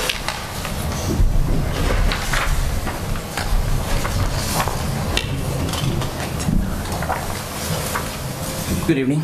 Good evening. My name is Nora Patel. I'm looking to reopen the Subway on 68 Auburn Street that was shut down back in June. Okay. So the operation will not change. It will still be under the Subway and what Subway defines as a business for sandwiches and for food. Correct. Okay. Anybody any questions? Being none, I'll entertain a motion. Chairman, I'll make a motion that we approve the license provided that all the applicable requirements of the state and town and any of its departments, boards, commissions have been fulfilled. Said license is subject to all conditions stated upon it. Failure to comply with any and all conditions shall invalidate the license and render it null and void, and with the conditions of the recommended by the DCG to be placed on the license. Is there a second? Okay, the motion been made and seconded. Is there any further discussion? Mrs. Goodrich. Mr. Chairman, I just want to be sure that the applicant is aware of those conditions being placed on it by the DCG and ultimately the Board of Selectmen. Okay, are you aware of that? The applicant shall obtain all necessary permits and inspections from town departments, boards, and commissions, most notably the Board of Health? Yes. The applicant shall coordinate with the town engineer to install bollards between the glass storefront and applicable parking spaces. Okay. That I would talk with the landlord. I think that was a suggestion. It wasn't a required. Well, I guess what it is, it's they shall coordinate with the town engineer to install the bollards. So it's something I guess that is going to. You want to talk with the town engineer on to get that resolved. Okay. And also to ensure that at least one serve-safe employee is on site at all times. Yes. Okay. Is there any further discussion, questions? I just want to hear from someone from the town. I'm assuming this is a safety issue with the request from the bollards and it being a glass storefront, so I just want to have on the record why we need the bollards. Through the chair, exactly. It was discussed at the DCG meeting. It actually came through more as a recommendation, whether or not we could require it, but it was something that we did strongly recommend that they install bollards because it is a glass storefront. Okay. Yes, Mrs. Goodrich. Thank you, Mr. Chairman. So I don't have an issue supporting this at all. I just think that we need to not delay the opening of the store and give them a reasonable time to work with the landlord, Mr. Fuller, to get these bollards installed. Okay. All right. Is there anything else? Okay, I'll entertain a motion then. We already have. A big item? What was made and seconded. I'm sorry, yeah. So there's no further questions or comments? Okay. All those in favor? Aye. Opposed? Thank you. And good luck. Thank you. And next we have Tacos Mexico. It's a common victual license at 385 Auburn Street, the Auburn Mall. Yes, would you come forward, please?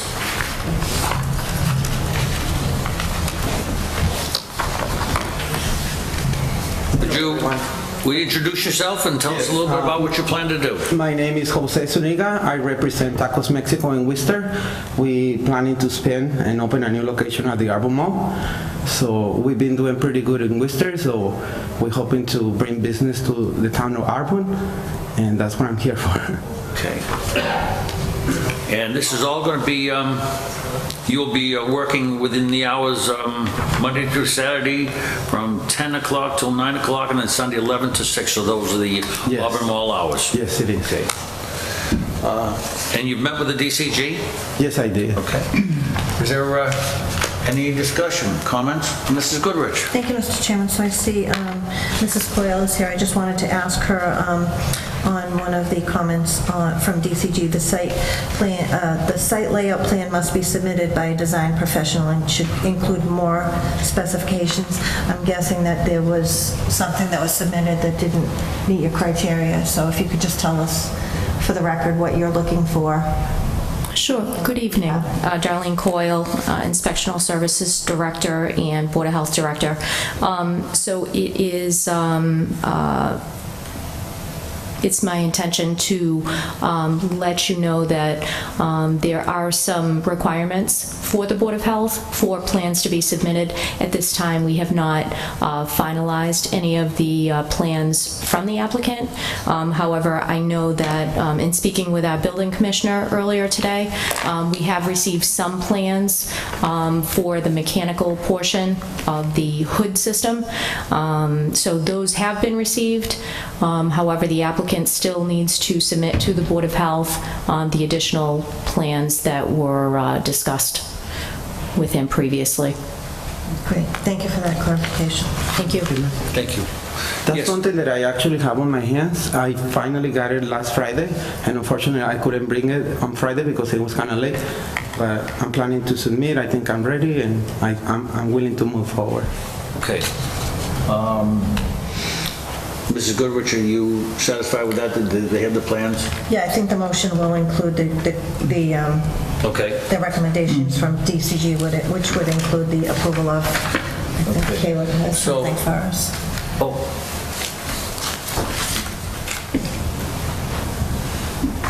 Through the chair, members of the board, I think the DCG moved this along and put it on the agenda tonight in the thought that the applicant was going to submit applications. We've just received the application at the end of last week. I would recommend continuing this to the next meeting because the review process of the application is not going to delay him. By the time it gets reviewed, he's going to be at your meeting again anyway. We've got very little information. We didn't want to hold him up, so DCG moved it to your meeting in the hopes that he would submit the application in the process. And we've got very little information.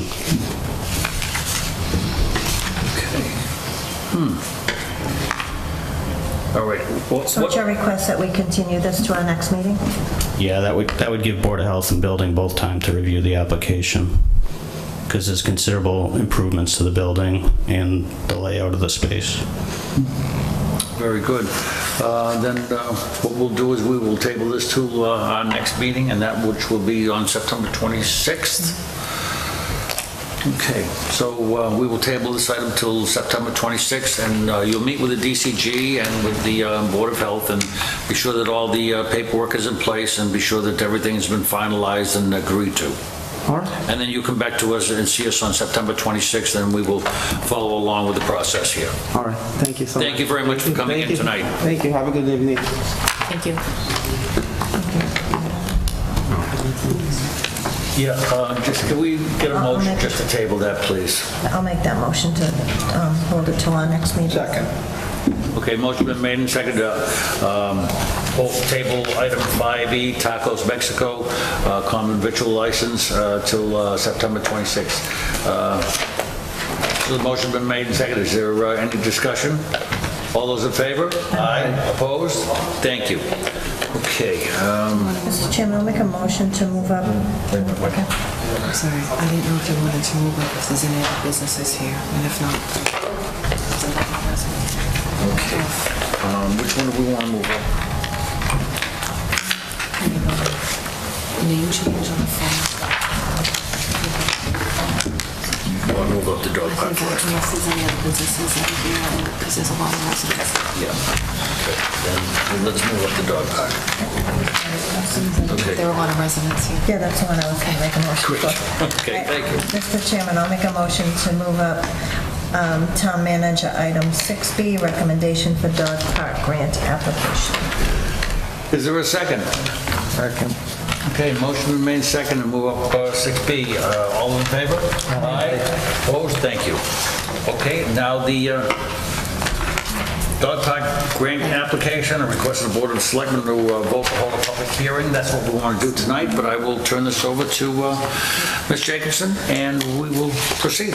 Thank you very much to the Board of Selectmen, and thank you to the residents that are here. I just want to acknowledge Nancy Sarkeesian is here with several residents that she's been working with who are very strong advocates in favor of a dog park. We met with, I see some of them, I don't have my glasses, so I apologize. I know you're there. I know we met with about five, and I think 4 of you have already met with us. So, and I've been speaking with Nancy, so I appreciate you coming out tonight. What we wanted to do tonight was run you through our recommendation for a location, a site for a proposed dog park that we would like to apply for a Stanton Foundation grant, that we would be seeking a board vote to do so. Our recommendation tonight is that we run through the presentation, show you what site we are recommending as a town administration to the board, and then recommend that similar to what you did with the schools this evening, having a public hearing, we recommend having a public hearing. We would notify the abutters and give everybody an opportunity, including this group that's being formed in town, to advocate for a park and for, not just for the park, but to advocate for animals and good things for our animals in general, to have everyone have the opportunity to come in and speak at a hearing on the 26th, at which time we would ask the board for a vote. Our concern is we want to move forward and get this grant application in.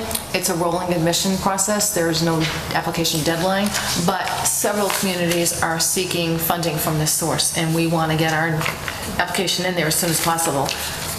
That being said, we want to make sure we've done all our due diligence. You feel confident with our decision, and you understand how we got to where we got. So this evening, we just wanted to give you a brief presentation. Matt Benoit, Town Planner, and Amy Contois, our Animal Control Officer, are going to tag team this, explain to you how we got there. This would help the board hopefully understand what it is we're going to be proposing, and then again, have a public hearing where some of this would be repetitive, but if we get any additional information between now and then, we can add to it. And then accept public comment to the record at the next meeting. Okay. So, yeah, Amy. Sure. Thank you, members of the board again. Matthew Benoit, Town Planner. As you mentioned, this may be a bit repetitive. We have made this presentation a couple times, once to the Open Space Committee and once at a informal meeting with members here on behalf of advocacy for the dog park. So I'll try to get through it quickly. So our objective is to design and construct a dog park in town using grant funds provided by a foundation known as the Stanton Foundation. It gives us 3 goals: to use the data that we extract from analysis and from town residents to choose a property as a finalist for a dog park. You'll see that we've gone through several properties to come up with one. Then to submit an application for funding, and also to promote or establish a committee, public or private, to help manage the park. So I'll talk about the Stanton Foundation. This was established by Dr. Frank Stanton in 2012. It provides funding for designing and constructing dog parks on town-owned property. It's up to about $250,000. The grant would cover 100% of the design costs under Phase 1 and 90% of construction costs in Phase 2, leaving 10% of those construction costs the responsibility of the applicant, that being the town. It's only available to Massachusetts communities only, and one of the requirements is that the property has to be town-owned property. So this map shows active dog parks throughout the state, as well as some that are Stanton Foundation participants, meaning they're in the process of applying, have already received a design, or have already had a park built and then are seeking future maintenance as part of that. A little closer to our community, you can see it's active in the area. Worcester has some that are unofficial that people use now, kind of like our parks. And there's also 2 that have been established. Millbury shares one with Sutton. That one is constructed and is finished. In addition to Grafton and Oxford, that have active parks in Uxbridge that is working on one as well. Some of the requirements that you need for any park to be constructed: you need to have fences, and those fences have to separate a large dog area and a small dog area. They need to have water available for both dogs and humans. They need shade, whether it's artificial or by canopy trees. Gates have to be double gates, like you'd see at the petting zoo at Southwick Zoo, where you have to have double gates to prevent escape. And the soils have to be suitable for the use. So part of collecting the data, we did step one, which is the site assessment. Town administration, myself, Amy, Eric Lesbronson, we had an intern over the summer, Amanda LaFrance, who inspected town-owned parcels. We applied a scoring system based on a data sheet that I'll show you in a second, and ranked the parks based on feasibility given those 5 grant requirements. And then in addition to that, we conducted surveys. These were done, posted online, Facebook, social media, and to collect information on that front. I'll talk about the site assessment portion, and I'll turn it over to Amy for the surveys. So the assessment was a sheet that we gave the scoring system to, applying certain attributes, what the sites have already, or what they have possible access to regarding utilities, water, sewer, etc. We ended up with 12 sites that we looked at. I'll read a few of them off. Camp Gleason, Rotary Beach, JB, Mary D, golf course parking lot across the street from the golf course, Holstrom Field, Lemansky Park, the Boy Street Tot Lot, and some other parcels in town. Based on our assessment, the following 6 sites finished with the highest score. It was Camp Gleason, Rotary Beach, JB, Senior Center, Mary D, and the Boy Street Tot Lot. After some internal discussion, we eliminated 2 of these sites. Rotary Beach for several issues, one of them being that any parking would be across the street, and that's not a good thing. Mary D. Stone was eliminated because we already have JB as one of those surplus sites for data analysis. So why have 2? So we added Lemansky Park, centralized park in town, and we added the golf course parking lot because it's a large area in a high-dense residential neighborhood. And that left us with these top 6 sites for review. We examined each one individually, pros and cons. I'm not going to go through those now for the interest of time. But from here, the next step was collecting data via survey analysis, and Amy will discuss some of that. So the second step of our assessment was we wanted to collect some data from our residents. So we did that by circulating some surveys through social media. And again, for those surveys, we were targeting them towards the 6 top sites. So that was Camp Gleason, Julia Bancroft, the golf course parking lot, the senior center, a small section of Lemansky that isn't currently being used for playing fields for kids, and the Boy Street Tot Lot. So again, we sent out 2 separate surveys. So this is just a list of the questions that were presented through the first survey. We wanted to know the people that were answering, if they were Auburn residents, what section of town they lived in, how many dogs did they own, do they currently have a fenced-in yard, where do they currently exercise their dogs, and do they bring their dogs to any parks in town or into any of the neighboring communities. And we also wanted to know what were the most important characteristics to them to have in a park. Some of those were required by the grant, and some of those were things that we just wanted to know. And then we asked them to rank those 6 locations from their favorite to their least favorite location. The second survey just kind of elaborated a little bit more on the first. We wanted to know the age range of the people that were answering the surveys, which park was their top choice and why. Why do they want a dog park in town? And we gave them a couple different options to select. Which potential park location was the closest to their home? Do they have a strong opposition towards any specific area that we were suggesting? And would they be interested in serving on a committee to help with maintenance and management of a dog park? So this was some of the information that we gathered from our surveys. People tended to favor sites within walking distance in populated areas. Something that we noted in the surveys was that a lot of people actually travel to different areas in town and even out of town, some people as far as Connecticut, to have appropriate places to bring their dogs to exercise them. People preferred parks of better than average size. So the average size of parks created using the Stanton Foundation is 30,000 square feet or more. Only 3 of the parks in the top 6 that were presented in the survey either met that requirement or exceeded. So that was Julia Bancroft, the Boy Street Tot Lot, and the golf course. The majority of the surveys that we received back from residents came from the Packagug Hill and Oxford Street North neighborhoods. So again, that came from highly densely populated areas, and that people, preferred parks that were close to where they lived, so within walking distance. People did not prefer secluded areas with limited visibility, so they preferred a park that was closer within a neighborhood where they felt a little bit more secure. And again, easy access was a big thing. Most people did not have a strong opposition towards any of the locations that we suggested. We also realized that a lot of people in town do not have fenced-in yards. And then from Camp Gleason, we got some interesting information. It scored the highest in the survey, so people chose that the most as their favorite, but also it had the most opposition. From analyzing the data, we realized a lot of the neighboring residents in the Camp Gleason area already walk their dogs there. They feel safe at Camp Gleason, whereas people in more populated areas in town find it to be more secluded for their liking. It over to Matt. Sure. Thanks, Amy. So the next steps were to choose a finalist based on our data analysis through the site assessment and the surveys.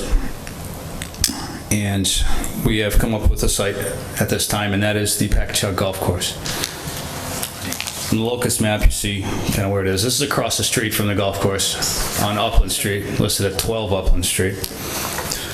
Currently, the parking lot's there to serve the golf course. There's some overflow area behind it, and there's also a maintenance barn for supplies, etc., used by the parks and DPW departments.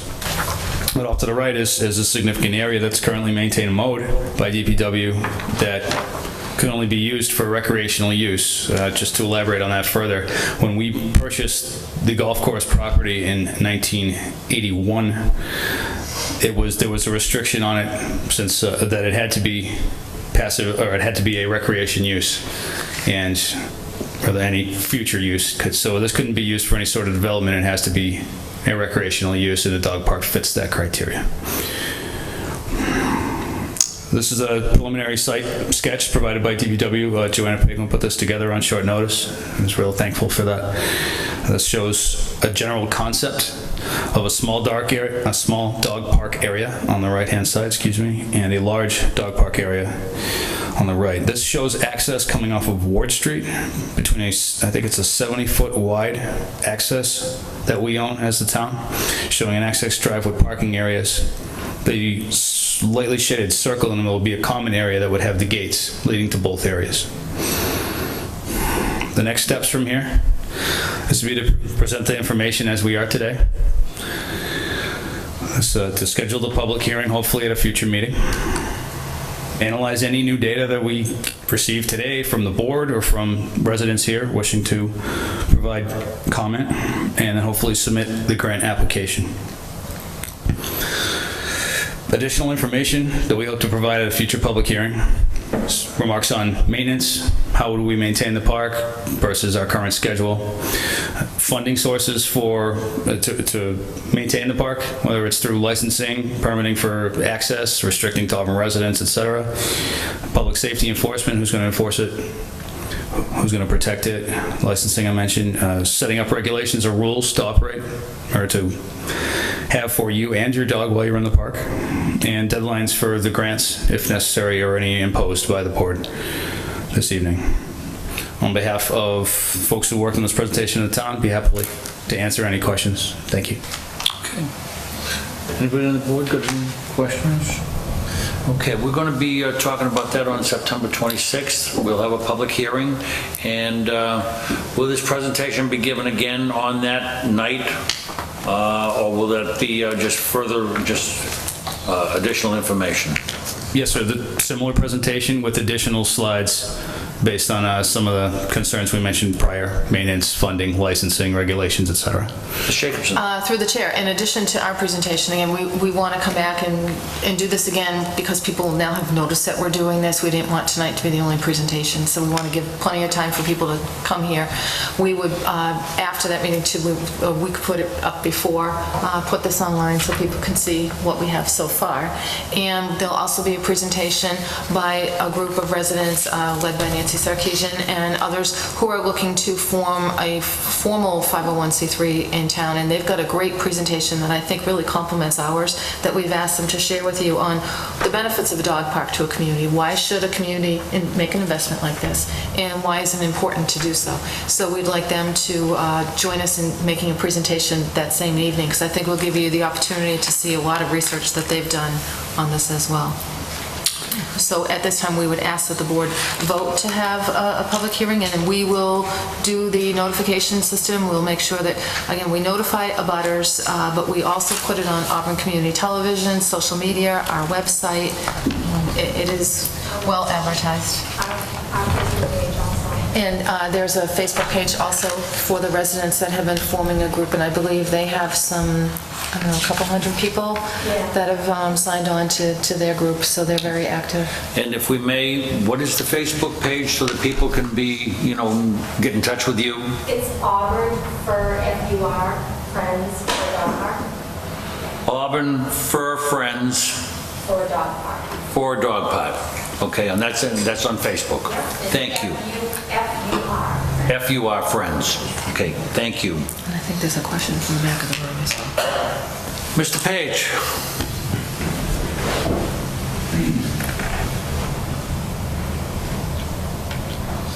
Good evening, Wayne Page, 90 Old Common Road. I will not be here on the 26th. I'll be at another meeting, but I just wanted to express that this is really the first time that I really heard that much about it, but I think it's a great thing to happen in the town of Auburn to have a dog park. And I specifically like the Packagug Golf Course area, if that's possible. So that's why I got up now to say I'm very in favor of this park, wherever it goes, because we really do need one. And my choice would be Packagug Golf Course. Thank you. Thank you. Okay. So, for a hearing on September 26th? Make a motion, we schedule a public hearing on September 26, 2016. Do we need a time? Or is that set by someone else? Have we anything else on that?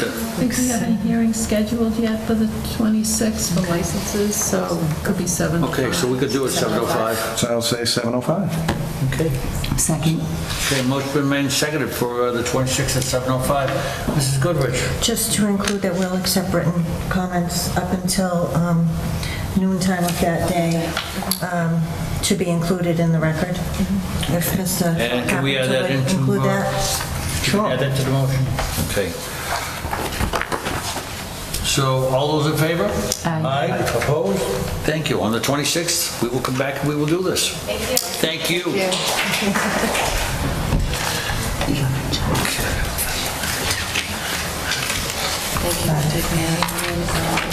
There are some people waiting to sign, and I think the bond, if we take All right, so item 5A, item 5A and then... along with item 6A, they go hand in hand. All right, so we're going to, I'd like to move up item 5A and 6A. So moved. Second. All those in favor? Aye. Thank you. Okay. All right, so 5A, we have the Board of Selectmen general items, approval of the votes on bond and note award, and sign the notes, $4,205,666, general obligation bond anticipation notes.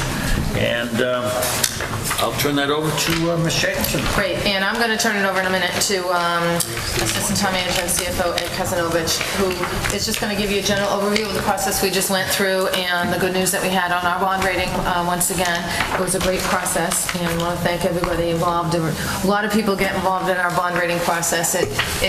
It's a number on a page at one point, but it's 4 months of work of just about every department in town, so we thank everyone for their work on it. So I'm going to turn it over to Eddie to explain what the process was, what the bond rating was, and what we're here for.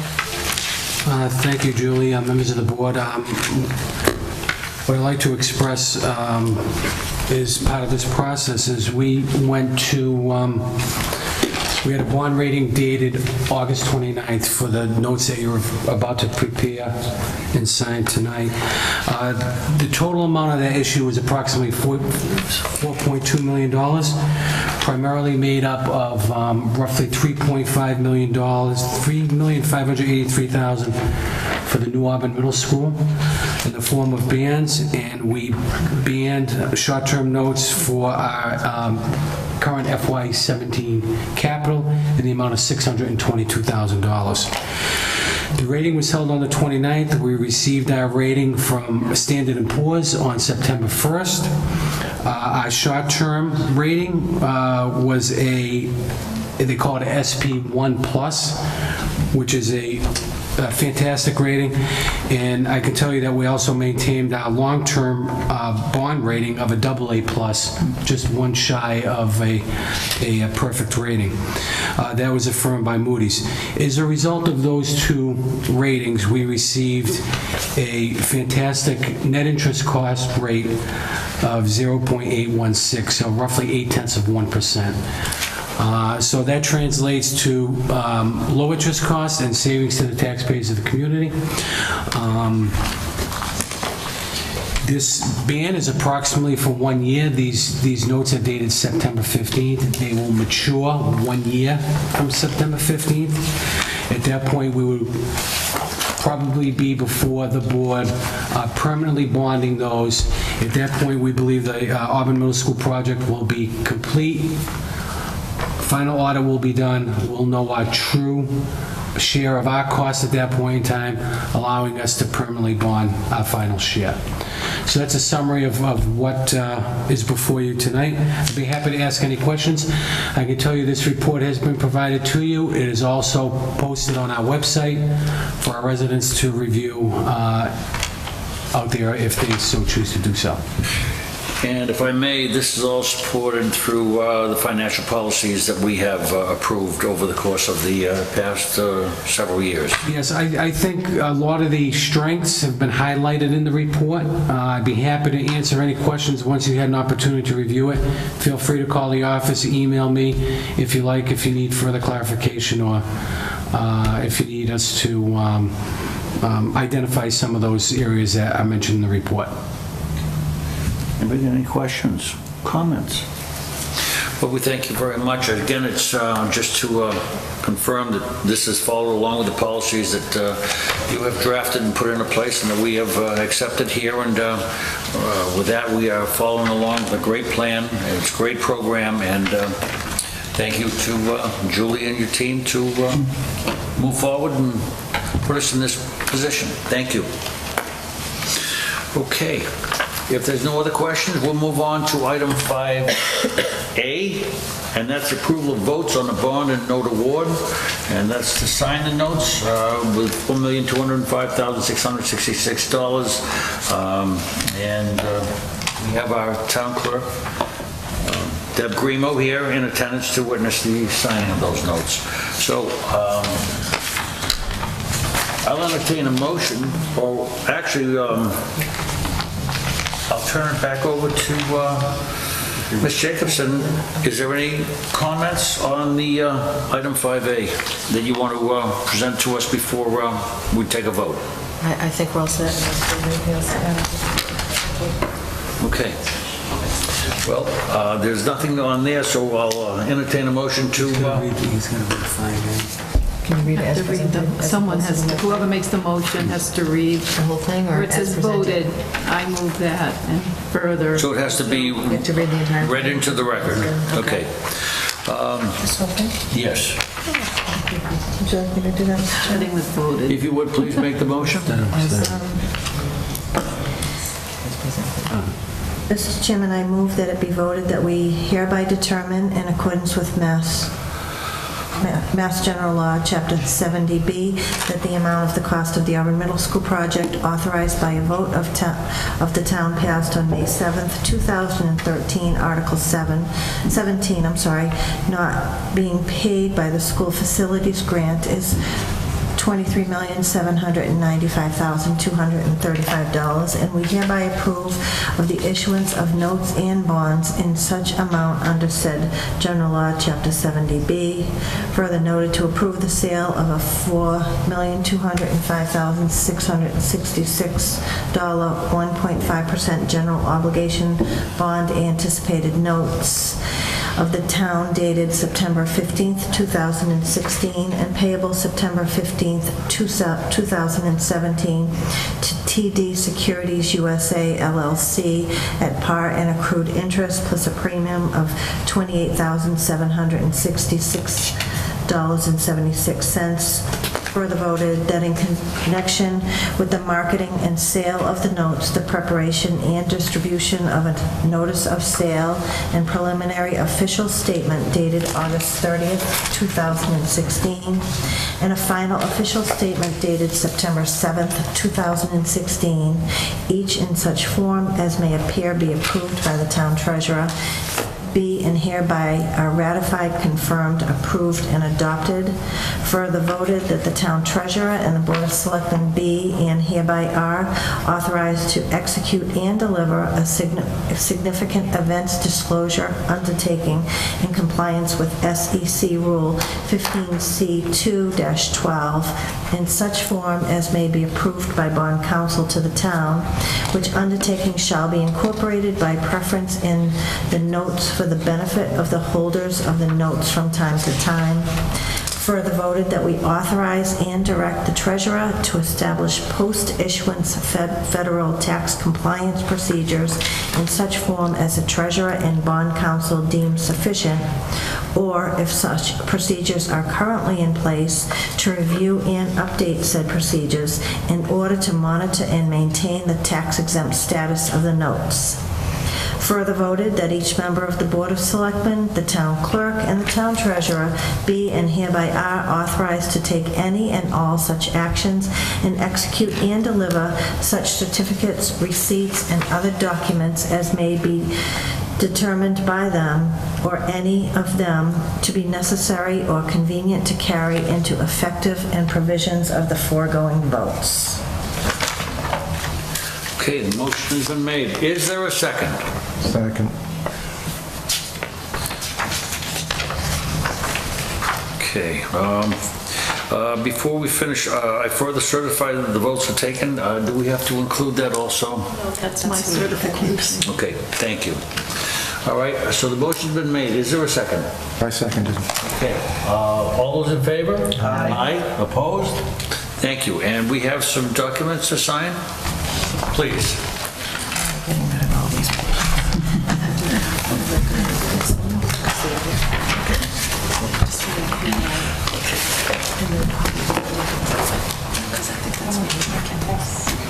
Okay.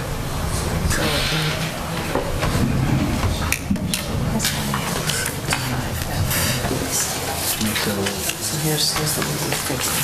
Okay. Okay.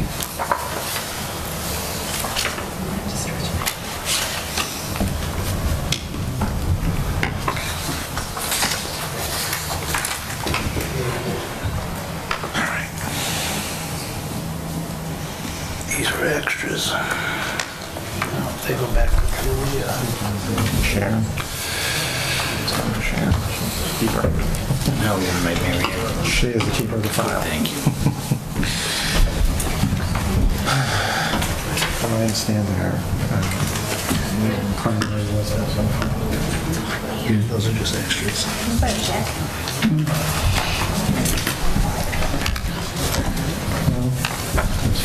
I'm sorry for you.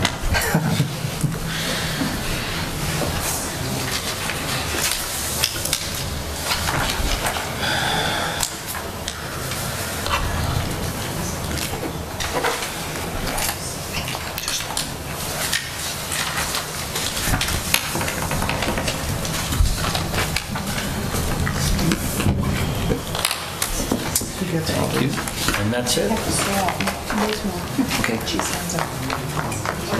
None of these are counted in the offer. Why is this blue? Okay.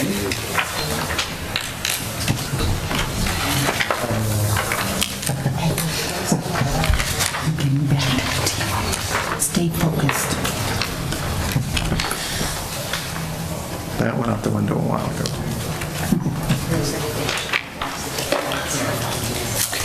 Two for special. Okay.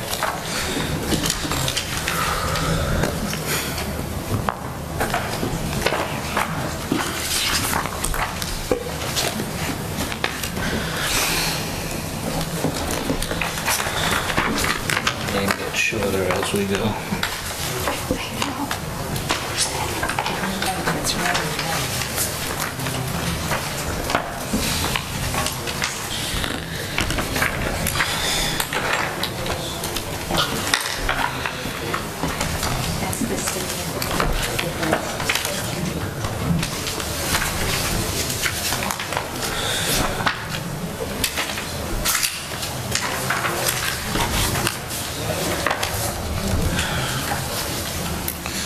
None of those are received on the from this side.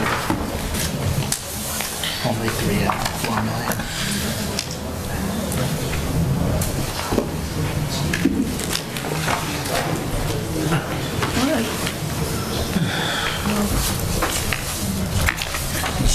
That's the one we're looking for.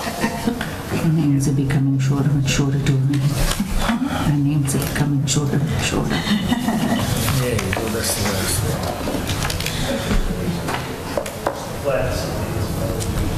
Kind of like sending the warrant. It's like, is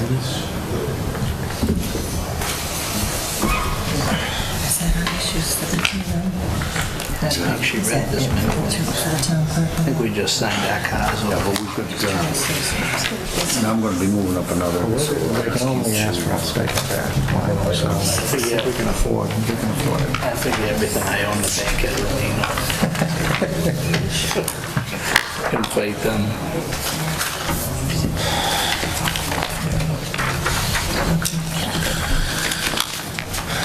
Finally, we're done. I think that's all.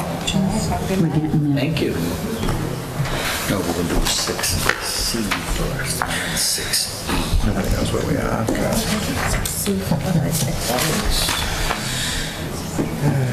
So we've done all of these. Yeah. So we're still on 6A. I think we have moved 6A forward. On reading report. We're at. Oh, no, that was it. But then we have to go back to 5F. Those. I'll make that motion, so. Are we done with Oh, signatures? 4A, we didn't do all done with signatures. Are we all set with signatures? You've got everything? Oh, yeah, we had before. Just waiting for the next item to order. Thank you. Mr. Chairman, I'd like to make a motion to move up agenda item 6C, followed by agenda item 6E. Okay, motion been made. Second. All those in favor? Aye. Okay. Thank you. All right, so item 6C. Oh, I gotta get it down. Item 6C will be a vote to appoint the treasurer collector as a tax possession custodian in accordance with Mass General Law, Chapter 60, Section 77B.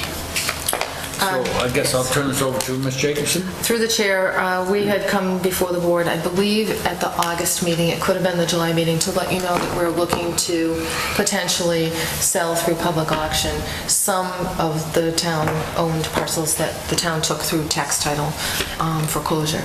And under Mass General Law, Chapter 60, 77B, boards of selectmen or city councils, in the case of a city, can appoint, and in most cases do appoint, a tax possession custodian who has the ability to act to have the care, custody, control, and ultimate ability to sign, after the auction, to sign the deeds for those tax title properties. Our tax title attorneys, Coppola and Coppola, okay, have they've been with the town of Auburn for 20, possibly longer years, do a great job.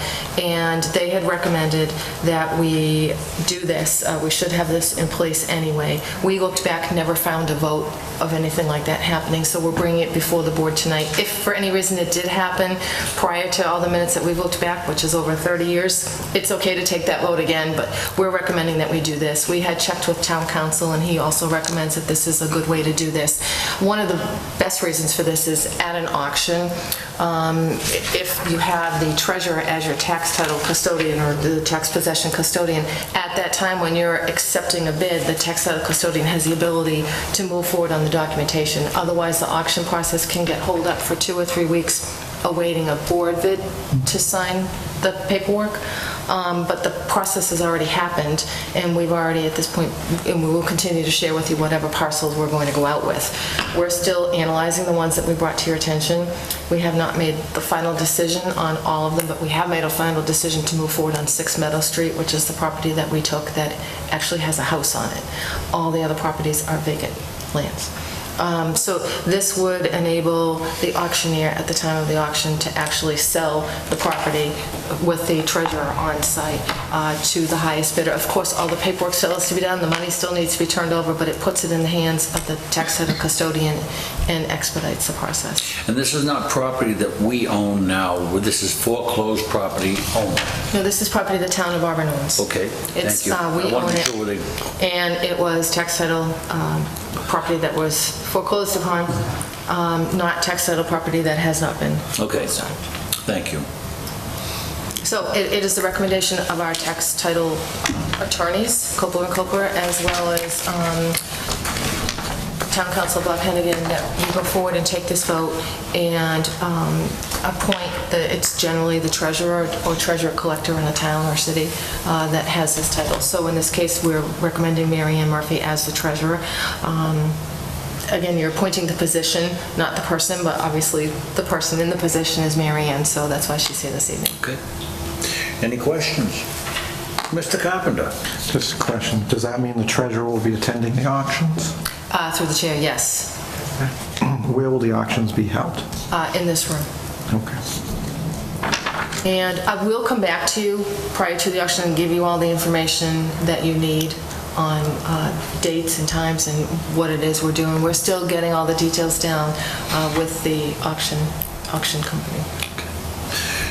Mrs. Goodrich? Thank you, Mr. Chairman. So before we make the motion, you just stated that it would be voted to appoint the position. So would we remove the words Mary Ann Murphy from that motion? Through the chair, I believe her name for now should be there because she is the town treasurer. But it can be, at any point, it could change the name, but I believe this was the way the vote was prepared for us. So I will probably follow this. Okay. Okay, so if she, for some reason, somebody comes in and succeeds her, then we would have to come back and vote that again. If I may, through the chair, it is my understanding it doesn't necessarily have to be the treasurer. It could have been the CFO or it could have been another designee of the board. Okay. Okay, so then I think what we'll do is we'll use this as we have it in front of us now, and then if we have to change it at some point down the road, well, that'll be for the next board to take care of. So, let's see. That's what I believe you have that from Sharon. All right, so if somebody would make that motion, that would be great. I'll make a motion that, as provided under Mass General Law, Chapter 60, Section 77B, we vote to appoint Mary Ann Murphy, Town Treasurer, as tax possession custodian who shall have the care, custody, management, and control of all property acquired by foreclosure, deed in lieu of foreclosure, or by treasurer's deed for unpaid taxes. Second. Okay, motion been made and seconded. Is there any further discussion? All those in favor? Aye. Opposed? Thank you. Thank you very much. Okay. Now we move on to item 6E, the Auburn Housing Authority update. And through the chair, if I may, respectfully ask after that if we could, if you'd consider moving up 5G, because I know the town clerk is here and she also has an item on there. So I'll go through item C, 6C, and then if you would consider moving that up as well. So item 6C, Auburn Housing Authority update. So as you know, Lori Brennan, the executive director, is here, along with the chairman of the Auburn Housing Authority, Wayne Page. And I just put this item on here to just bring to the board's attention and to that of the public and the residents that the town administration, myself, and the police chief had a recent meeting with the Auburn Housing Authority, and I know the Auburn Housing Authority has had several meetings with the police department, with the Board of Health, and just want to let everybody know we do work together with them. While they are a separate authority, legislatively created and separately elected board, we work together when there are issues that affect residents of Auburn.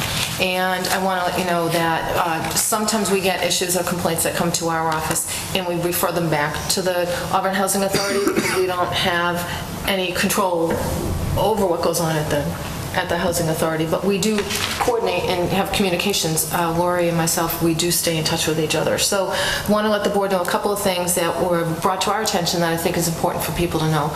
The Housing Authority has set up a tip line because they sometimes do get concerned residents that are concerned and want to make a report of something that they're worried about but don't really want to come forward. So there is a tip line set up. Lori, do you have the number for that? Do you want to? Okay, we can get that number. We're going to put all this information out on our website so everyone has it. But the Housing Authority, Lori also worked with the police chief, and they are going to be hiring extra details to make random visits to the various properties just to ensure that the residents feel safe and secure and know that the area is being looked at. They're also working to find a grant. Actually, they found the grant. They're hoping to secure that grant to pay for security cameras to be put in amongst the Auburn Housing Authority. And these are some concerns that have been brought forth to the Housing Authority and to some of the members of this board from concerned residents and some who are concerned about potentially moving into the Auburn Housing Authority. And we want to make sure that we're giving whatever help we can give to the Housing Authority to do what they have to do to keep our residents safe. So we're going to be working with Lori to put any type of newsletter that they do in their newsletter. We'll put it in ours as well because, again, these are all Auburn residents. We want to make sure everyone has the right information. Also want to let the board know if you do get the calls, feel free to either send them direct to Lori or you can send them to me and I'll make sure that they get in touch with Lori. But they've got a nice website that's in place now, and they are working to try to address some of the concerns about safety with the police department. Wayne or Laurie, whichever, come forward, please. Wayne Page, Housing Authority Chairman. I would just like to say it was a very productive meeting. There was ideas were thrown back and forth on what we could do and where we could move forward to protect our residents in the Housing Authority, and working with the town so the town knows the problems that we're having so we can work together. But the biggest thing I want to say is thank the chief and the town manager, Julie, for the great meeting we've had. It was a very well discussed meeting, and a lot of things were accomplished, a lot of things that we had doing with the cameras and stuff like that. But there's other issues with the police detail going through there more often and getting things done like that. It was a productive meeting, and I know Julie did stop when she first got in and said, you know, I don't have really any authority here, but you asked me to come, which is a true fact. But we want her to know as a town manager that's what's going on in these housing authorities, so we can collaborate and work together to make it safer for everybody in the housing and in the town, because it's not just a housing state or federal thing, it's a town issue too, because there are residents, because this is Auburn, and we want to make it as best and as safe as possible. Thank you. Ms. Brennan, have you got anything you'd like to add? Just what he said. Very well. Ms. Jacobson, anything else? No, that's it. Just stay tuned. We'll make sure that the information, whatever information we get from the Housing Authority, we will make sure you have. Should you get residents, feel free to pass it directly on to them or send it back to us as well. Okay. Thank you. And so now I'll ask, can we move up item 5G? Yes, thank you. Okay, so motion been made and seconded for 5G. All those in favor? Aye. Thank you. Okay, item 5G. Let me get back to where we were.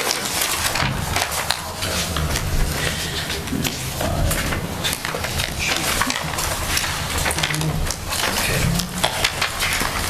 All right, we have name changes on flammable storage permits, and we have a letter from our town clerk, Deb Bremo. And it involves 321 Southbridge Street, 611 Southbridge Street, 712 Southbridge Street, and 310 Washington Street to GTY Mass, New Hampshire Leasing Incorporated, Getty Realty Corporation, to Jericho Plaza in Jericho, New York. And then at 380 Southbridge Street to Southbridge Trust LLC, care of the Albert Riley, 6 Haverhill, I guess it would be Haverhill, 6 Haverhill on Auburn, Rolling Meadows, Illinois.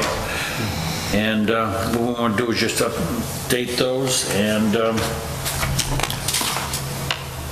let's see. So what we want to do is make a motion to either approve or deny the changes to those specific locations. Mr. Chairman, I'll make a motion that we approve as submitted by the town clerk in a memo dated August 19th, 2016. Okay. Second. Okay, motion been made and seconded. Ms. Grimo, you're satisfied with what we have here? Okay, so motion been made and seconded. All those in favor? Aye. Opposed? Thank you. Okay. I don't know if you can go back to the warrant, because I didn't really know the place. Okay. All right. I'm trying to put it in order. Now I guess what we want to do is go back to 5F, and I'll need a motion for that because I think we have one other piece in between that we had to do. So we'll make a motion to use to go to 5F. So moved. Second. All those in favor? Aye. Opposed? Okay. We are on to the vote on October 18th, 2016 special town meeting warrant. Approve the warrant, subject to final review by town council. Okay. All right, we have in front of us the warrant for the October 18th special town meeting at 7 o'clock. Is there any questions, comments from board members? I just have one, Mr. Chairman. On Article 9, are we approving the warrant? Is the school committee withdrawing that? Should we approve it with it or without it? I guess ask the question again. On Article 9, yes. I was told that the school committee is withdrawing it. Should we approve it, approve this format with Article 9 or without it? I'll turn that over to Mr. Kastanovich. Through the chair, to the members, I had a discussion with the superintendent this afternoon, who they're not prepared to bring this forward at this time. So we're going to ask that we remove it for consideration, so it will not go to the town meeting voters. So do we approve it sans Article 9? Is that what you're asking of us tonight, or just as it's submitted? No, we're requesting that it be removed. Okay. Okay. So then all the other articles below will have to be renumbered, correct? Correct. Okay. Is there any other questions? Okay. Being none, then I will ask for a vote to approve the warrant, subject to final approval by town council. And that's with the removal of Article 9. Mr. Chairman, I'll make a motion that we approve the town meeting warrant excluding Article 9, subject to final review by town council. Second. Is there any further questions or comments? Being none, all those in favor? Aye. Opposed? Thank you. Okay. Now we go back to the original agenda, I guess. Item 4A, Rotary Club of Auburn Pancake Breakfast Flyer. And we have a flyer in front of us for Sunday, October 23rd, 2016, from 8 till 12 noon at the Auburn High School cafeteria. The adults, $7. There will be, for seniors, $5, but tickets will be available at the door. Net proceeds will go to scholarships for Auburn High and Bay Path Regional Vocational Technical High students in their first semester of college. Contact Marcia Davis, immediate past president of the Auburn Rotary, at 508-254-1214. Again, it's the Rotary Club of Auburn, Flips for Scholars. It's pancake breakfast on Sunday, October 23rd. And I guess there's been a request to any of the board members that wish to go down and flip flapjacks to go down and, just let them know a little bit ahead of time. Okay.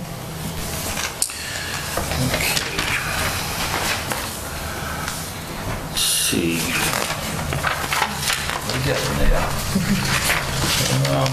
Okay, now we have some gift acceptances. That will be under item 5H. And we have several here in front of us. The first one will be to the police department from the Auburn Chamber of Commerce for general equipment needs in the amount of $1,000. And there is a letter attached with that. The Auburn Chamber of Commerce is pleased to present the enclosed check for the amount of $1,000 to the town of Auburn for the use of the Auburn Police Department for general equipment needs. The money being sent is a direct result of the success of our recently held Health and Business Expo, where businesses and health organizations had the opportunity to promote and educate other chamber members and the general public about their particular goods and services. We had a record turnout this year, and in keeping with our mission, are pleased to provide these proceeds for the betterment of the town of Auburn, and specifically to the Auburn Police Department. Sincerely, Carrie Cross, President. Is there a motion? Mr. Chairman, I would make a motion that we accept it with gratitude with a letter sent to the chamber signed by the chair. Okay, motion been made and seconded. All those in favor? Aye. To the fire department, William and Nancy McCauley of $50, and that goes to the fire department gift account. Mrs. Brotherton. Thank you, Mr. Chair. Make a motion we accept with gratitude. Second. Motion been made and seconded for the fire department for $50 gift account. All those in favor? Aye. Thank you. And then we have one also for the library. Let's see. We have library from Richard A. and Elizabeth H. Marno, in memory of Peter Petro, for $100. Anthony M. and Paula DeMarco, in memory of David LaRose, $30. And it's a designated book about Italian cooking and travel. And the first one was for books at the library. And then the last one is Neil A. and Barbara L. McKenzie, in memory of Peter Petro, $100 check to the library. Motion to accept with gratitude. Second. All those in favor? Aye. Aye. Opposed? Thank you. Okay. May I make one more request? Okay. Because I think Mr. Coyle might be here in case there are any questions on item 6D. 6D. Okay, can we move up item 6D, please? So moved. Second. All those in favor? Aye. Thank you. Okay, vote to authorize an acceptance of the expenditure of MassWorks program grant funds. The amount of the funds will be up to $500,000 for improvements and enhancements to Brotherton Way. Ms. Jacobson. Thank you very much. I did just let the board know that this would be coming in this evening. The deadline for application was 2 Fridays ago, I believe, September 2nd. It was September 2nd. And we don't need a board vote to apply for it, but if we were to receive the funds, we would need a board vote to accept and expend the funds. So this is a grant program that the state puts on. It's a combination of a number of different infrastructure grant programs, all of which are tied into some type of economic development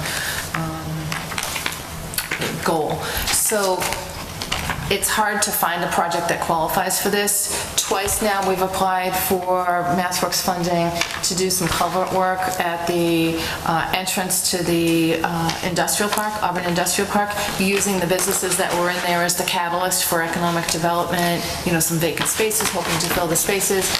And we did not receive the grant both times, or 3 times actually, we applied for it. So we thought we'd take a different approach this time and look at a different area. So Bill Coyle, in conjunction with Joanna Paquin, had really done a lot of preliminary work on this and looked at what would be the best place that we could seek state funding and how would it best enhance what we're already doing. So there is a summary in your packet about the funding that we are applying for, but basically on the tip list for 2020-21 is some work on Auburn Street, and for FY18 there's work that we're doing not on the tip list, just locally through the town on Brotherton Way to do some roadway improvements. So we would like to seek money from the state to enhance the Brotherton Way project to make it more aesthetically pleasing, attractive to the area. This really would help not just the potential mall seeking new tenants-in-law or existing tenants and showing visitors when they come here that it's a nice entrance into our shopping center, but it also came up, for those of you who were at the Drury Square visioning meeting, it came up as a priority that we look at beautification, flags, benches, and a fountain in Auburn Pond abutting the Goddard Park as physical enhancements to that area that would really help the businesses in Drury Square as well as the mall. So that's what we're applying for. We feel that we hope it's a strong application because of the town's investment of $300,000 planned for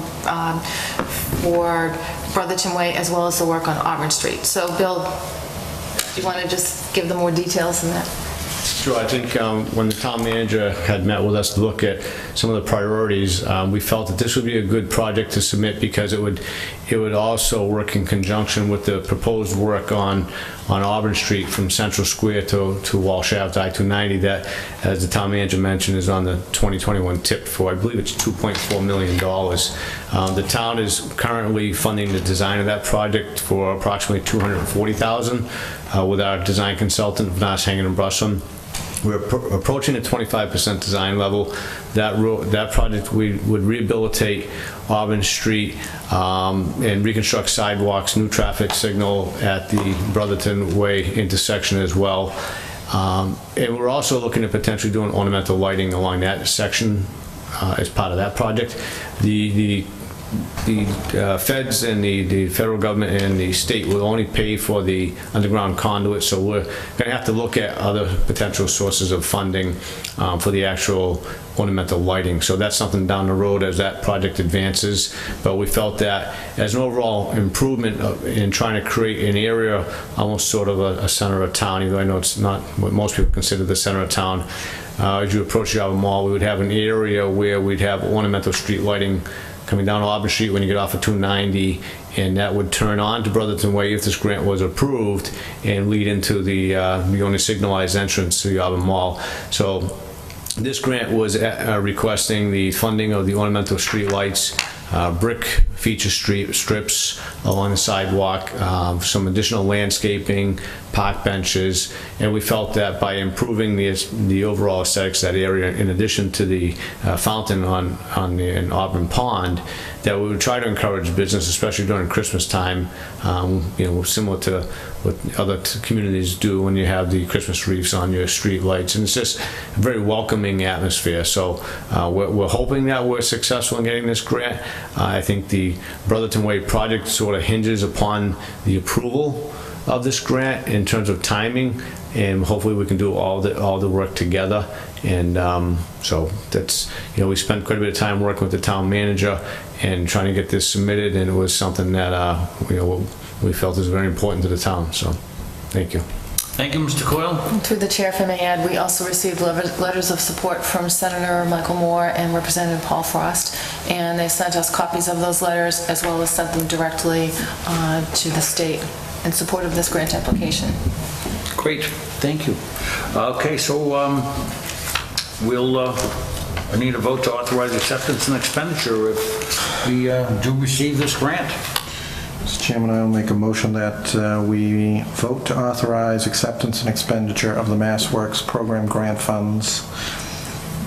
Do I need to mention Brotherton Way, $500,000? No, the amount of funds would be up to, but it's, I guess, just for the grant funds, whatever we receive.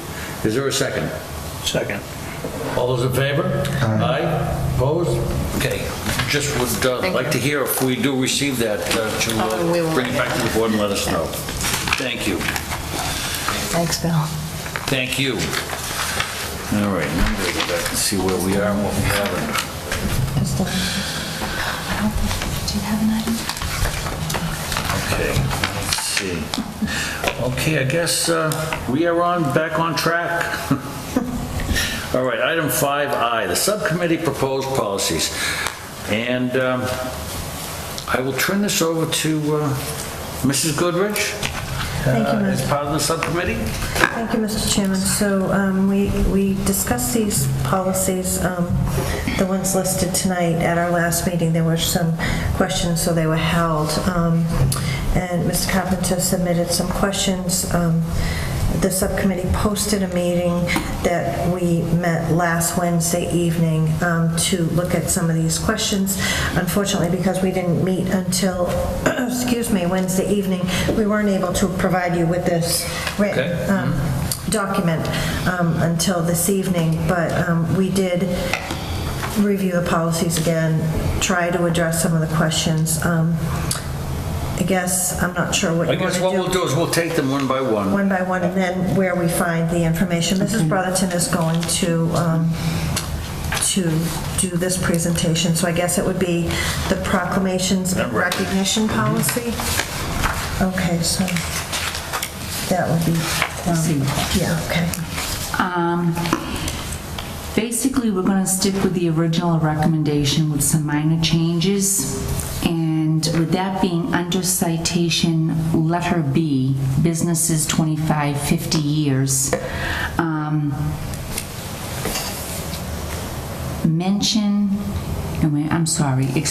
citations B, for wedding anniversary, I apologize. The anniversary must be 50 years or more, with one of the recipients being a lifetime resident of Auburn. We have agreed to change that to the recipient must be an Auburn resident. It was indicated that people don't really have to be a lifelong resident, that they can be a long-standing Auburn resident that has contributed to our society. Other than that, that would basically stay the same. We still would like to stick with the certificate as originally recommended. For these, we feel as though they would be dressed nicely and everyone would receive something very similar regarding that. Now, we're back on to recommendation would be a proclamation at 10 years or more on one committee or multiple services adding to the service total. Not applicable based on the subcommittee's original recommendation. Okay, a letter of appreciation for 3 to 9 plus years. It was indicated by Mr. Carpenter it would be great if there could be a nominating procedure.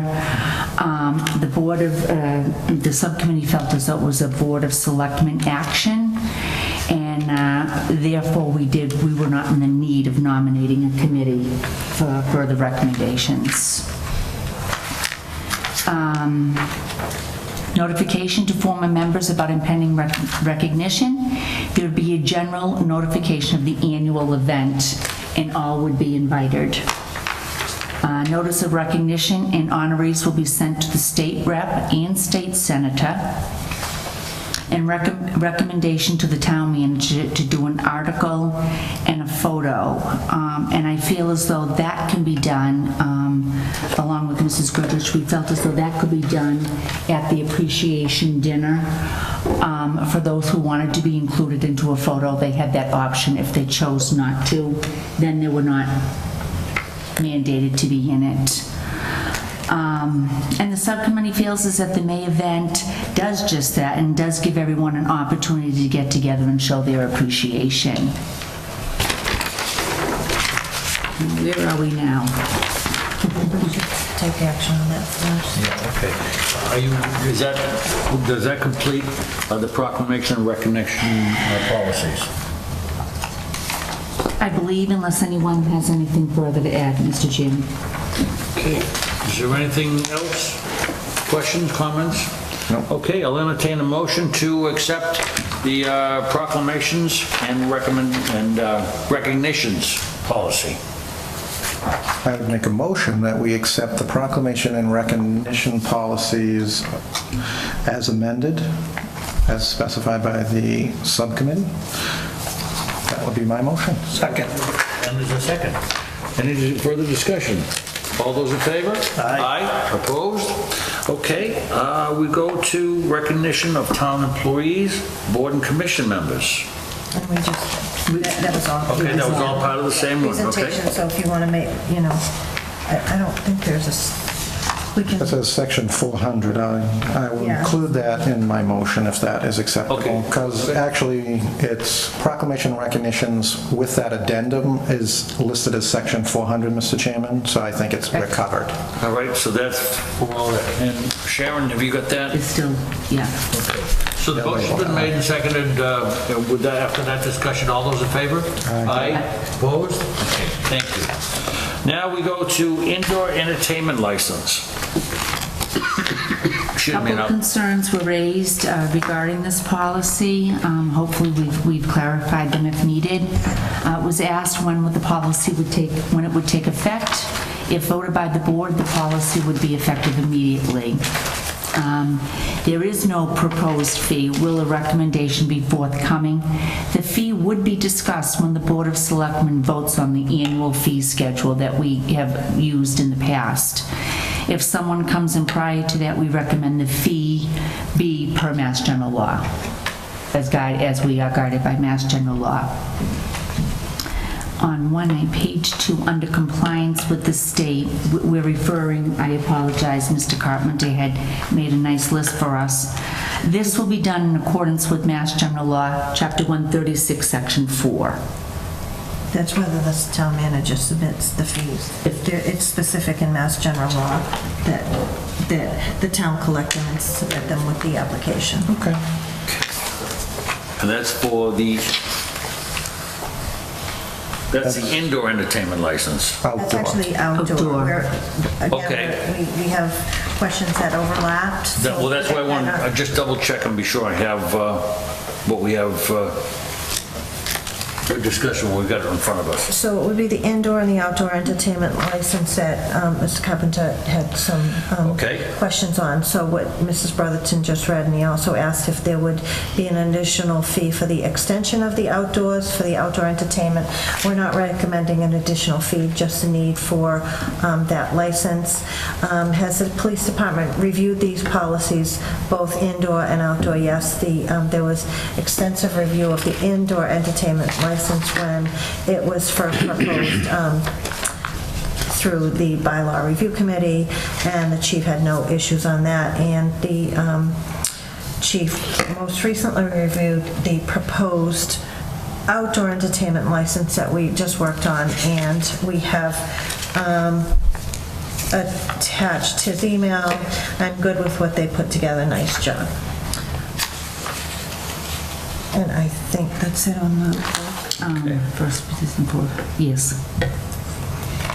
So any further discussion on the indoor entertainment license? That's a real comprehensive one. Yeah. If we were to ever have something come into town, which would be real, a real like club or entertainment facility. Okay. Is there any further questions or comments? Okay, it is pretty comprehensive, and thank you for asking the questions. So I'll entertain a motion on item 3, the indoor entertainment license. Is there a motion? Mr. Chairman, they all have the same section, so could we just take them as one? They all are labeled as section 300. Is section 300? Yes. All three are exception. Yes. Section 300. So that's the indoor entertainment, section 300? And outdoor entertainment and the extension, they're all labeled 300. Yes. So it sounds like they're all the same. Well, they are separate policies, so I guess we'll take them separately. So we'll do the indoor first. Okay. So the indoor entertainment license, I'll entertain a motion. I'll make a motion that we approve it as submitted. Second. Motion been made and seconded. Is there any further discussion? All those in favor? Aye. Aye. Opposed? And now for section 300, it's the policy on the issuance of the outdoor entertainment license. So moved that we approve as submitted. Second. Any further discussion? All those in favor? Aye. Opposed? Thank you. And now we have the extension of outdoor liquor license permits to patio and outdoor areas. Move that we approve per submission. Second. Any further discussion? Comments? Being none, all those in favor? Aye. Opposed? And I want to thank the subcommittee for all their hard work and their time put into work into these policies to clarify some of our work around here. Thank you. Mrs. Goodrich. Thank you, Mr. Chairman. So I know that we do the license renewals at the end of November for these liquor licenses. I don't know if the notices have gone out yet, have they? But because we've recently become aware that there are businesses that are serving alcohol outdoors without the license, I just would like to include a reminder that these holders of licenses are required to apply for an outdoor liquor license as well as an outdoor entertainment license in that renewal, if the board so agrees. Is that a motion? Sure, I'll make it in the form of a motion. I will second it then. Okay. So the motion is, again, I just want to be sure that Chairman has it. Include in the renewal notifications that license holders are reminded that they need to apply for an an outdoor entertainment license as well as an outdoor liquor license, extension of outdoor liquor license premise license. Sharon, have you got that? Mm-hmm. Okay. She does. So all those in favor? Aye. Aye. Opposed? Thank you. And Mr. Chairman, just one other thing. There's still the code of conduct on the table, as well as a couple issues that have come up that we need to address, and the subcommittee will meet again, probably not before our next meeting, but we haven't forgotten it. We just felt these were the ones that were a priority we needed to get addressed. Okay, so you're talking about the one that we had... Code of conduct, and then... You have another one that you are... Well, the issue that came up with the gas Okay, licenses. so what we'll want to do is we'll want to put that on our agenda for the next meeting so that we can submit it to the subcommittee, so we can start working on it from that point. Then we'll have some discussion on it at that point. Okay. We have no proclamations tonight. We have a drain layers license for Peter Amarello Construction and Demolition Incorporated of Worcester. This is an application for a drain layers license. We have the full document in front of us. We also have from Jeff Mitchell, they voted to recommend insurance of the drain layers license by the Board of Selectmen to Amarello Construction through the Board of Sewer Commissioners. So everything appears to be in place. Is there a motion?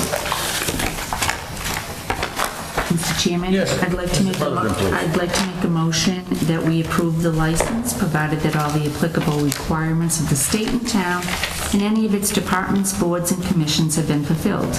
Said license is subject to all conditions stated upon it. Failure to comply with any and all conditions shall invalidate the license and render it null and void. Second. Okay, motion been made and seconded. Is there any discussion? Being none, all those in favor? Aye. Opposed? Thank you. We have no tabled items tonight. Board of Selectmen member items. We have recommendations to town meeting, request by Mr. Carpenter, continue prior practice, or after discussion, have a vote. Mr. Carpenter.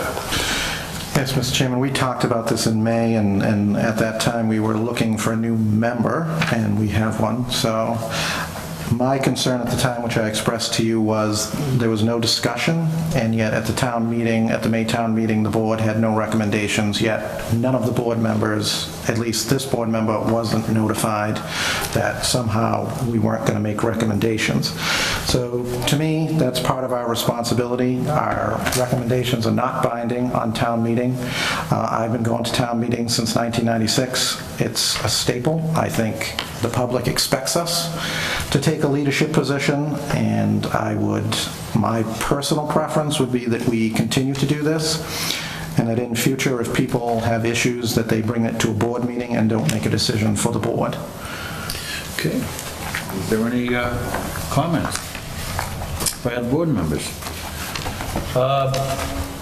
Mr. Carpenter, I guess I started this at the last annual town meeting, that what we do is, before we get to town meeting, we authorize this town meeting warrant to go forward, which we have done tonight without making any recommendations on all the individual articles in the warrant.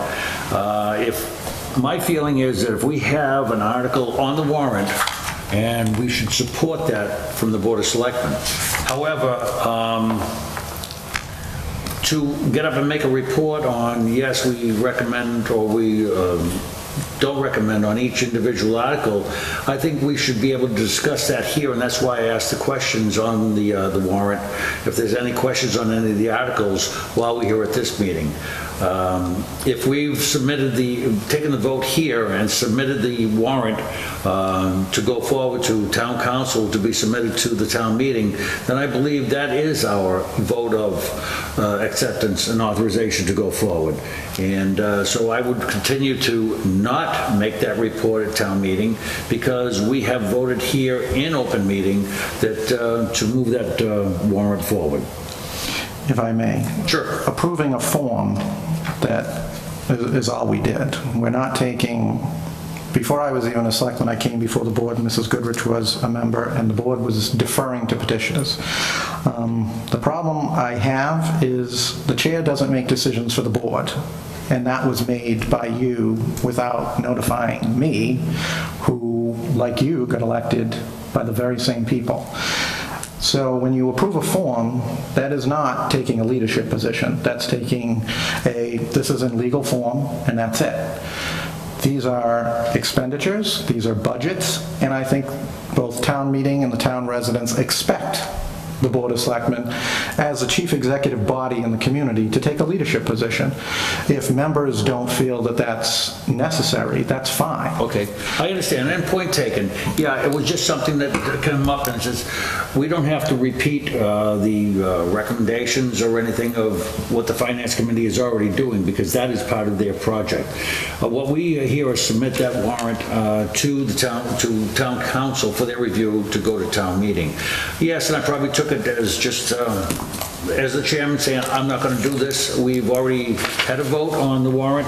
We've proposed it and sent it along, so we don't have to make any recommendations. And if there's any recommendations or any questions on any article, then we should ask them here. And point is taken. And I'll ask the board tonight if they wish to go forward and make a report at the town meeting. My feeling is that the town meeting warrant has been looked at. We voted to pass it on to town council to go to town meeting. That's our recommendation. We will support that and move forward. So I don't believe that the chairman does need to make that report. And I'll wait to hear from the members of the board and see what we want, because you are looking for a vote tonight whether to move that forward or not. So I don't know if there's any other members have any comments or questions. Mrs. Goodrich. I mean, I certainly see Mr. Covenant's point where we're bound to move pass the warrant along, which is far different than taking individual positions on warrant articles.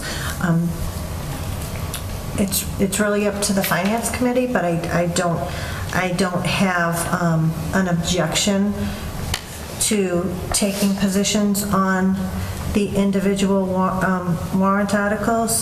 Certainly, I don't want to see this to become something that, the chairman gives the report and then there's a minority report on, if Which it was has 3 happened in to the 2. past, and it's a bit So, I mean, if we, I don't necessarily have an objection to taking a position on the warrant articles, and just have the chairman present that report as voted, but not to have individual selectmen getting up to speak on the warrant articles. Again, we are an open meeting tonight. We have moved the warrant forward to town council to go to town meeting.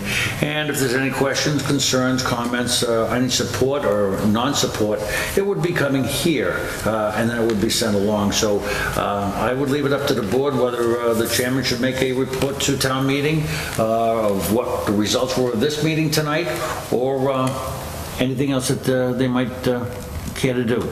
So I guess I'll leave it up to the board and see what they want to do. Mrs. Goodrich. Thank you, Mr. Chairman. So just, just for clarification, to finish the discussion, if we were just to pass this warrant along, I don't want, based on what you just said, to be it deemed that I'm in favor of every warrant article or opposed to every warrant article. It's just the fact that we moved it forward. So I don't want the vote that we took tonight to be misconstrued that I'm in support of every warrant article. Okay. Well, then, if that be the case, then we would have to go through each individual article on the warrant and yea or nay to each individual, and then we would have to make that. But there is nothing in our charter, there's nothing in our bylaws saying anything that we have to do that. Right, it's just been a past practice. Yeah, and so it's just, I want to hear what the board wants to do. And Mr. Carpenter. We did discontinue the practice of having people listed because, frankly, it's a board decision, and I share Mrs. Goodrich's. I've been at many town meetings, and a board member has gotten up. Long before I sat here, I was at town meeting as an elected official, and I will certainly not allow or suggest that a board member who feels strongly about an article shouldn't be allowed to get up and say, I disagree with the majority, if they so choose to do that, and that's within the moderator's purview, if the moderator, he or she, so chooses.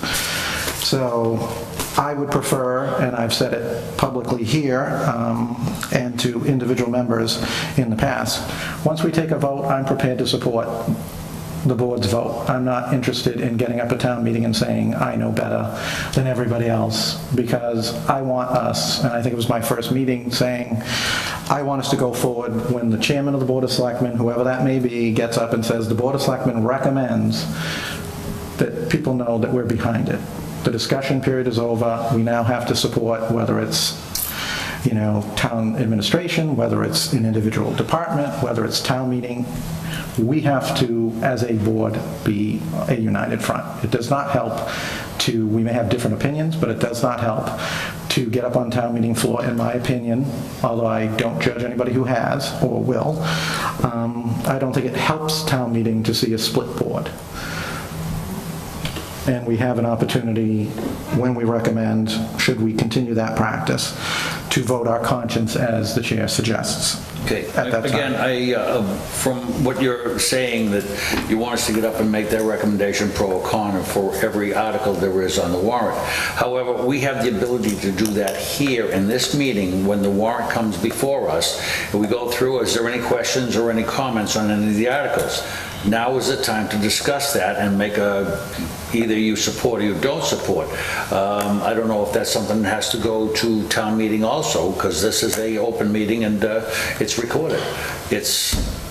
That's my feeling. Yes, I understand, Mr. Chairman. My motion, which I will make now, if it's in order, is to continue the past practice of having the chairman of this board stand before our legislative body in town and to give them the courtesy and respect that they deserve to hear from their elected officials, their appointed officials, as to what our best judgment is. I think it's very important for me personally. That's my motion Okay, the motion's been made. Is there a second? I'll second it. Okay, Ms. Goodrich, second. Then I guess if this goes the way it may possibly go tonight, that we want to make that report at town meeting, we have already voted the town meeting warrant tonight to go forward without making any recommendations, support or no support for any of the articles. So we have put the cart before the horse, if you will, that unless you want to go back and reconsider the town meeting warrant, and depending upon what the vote is taken tonight. Mr. Chairman, we approved a form. We did not approve, as Mrs. Goodrich said. When I said this is the town meeting warrant, I took no position. I simply said it's in legal form, subject to the review of town council. We are not, by sending this to someone else, doing anything other than sending a piece of paper to the next person in line. Okay. Our recommendation is very different. It is taking a position. Mr. Goodrich. Thank you, Mr. Chairman. So I just would ask, when the warrant will be sent out to town meeting members, I know it goes... Or the end. Chair, would be after the Finance Committee, which is on the 29th. So it would not be at least until the 30th, the 1st. So this board would be meeting again You'd prior. be meeting on the 26th. The Finance Committee, 3 days later, will be meeting to take their positions. If I could just, Mr. Chairman, I'm not concerned that this be in the packet for town meeting members. I think it's sufficient for the chair to get up and say, this is what our decision is. I don't view this as a holdback to what we're going to do to get that town meeting packet out as quickly as possible. Again, the process would be, if we are to do that and for whatever chairman to get up and make that report, then we have to go through article by article, whether we support or we disagree with. So as long as you understand that, then we can take a vote on this tonight, and we'll go forward from there. You've made the motion. Mr. Berthium. Point of clarification. So we went through and looked at the line items and we approved it to go forward. And if I did have a problem with one of the line items and I brought it up here,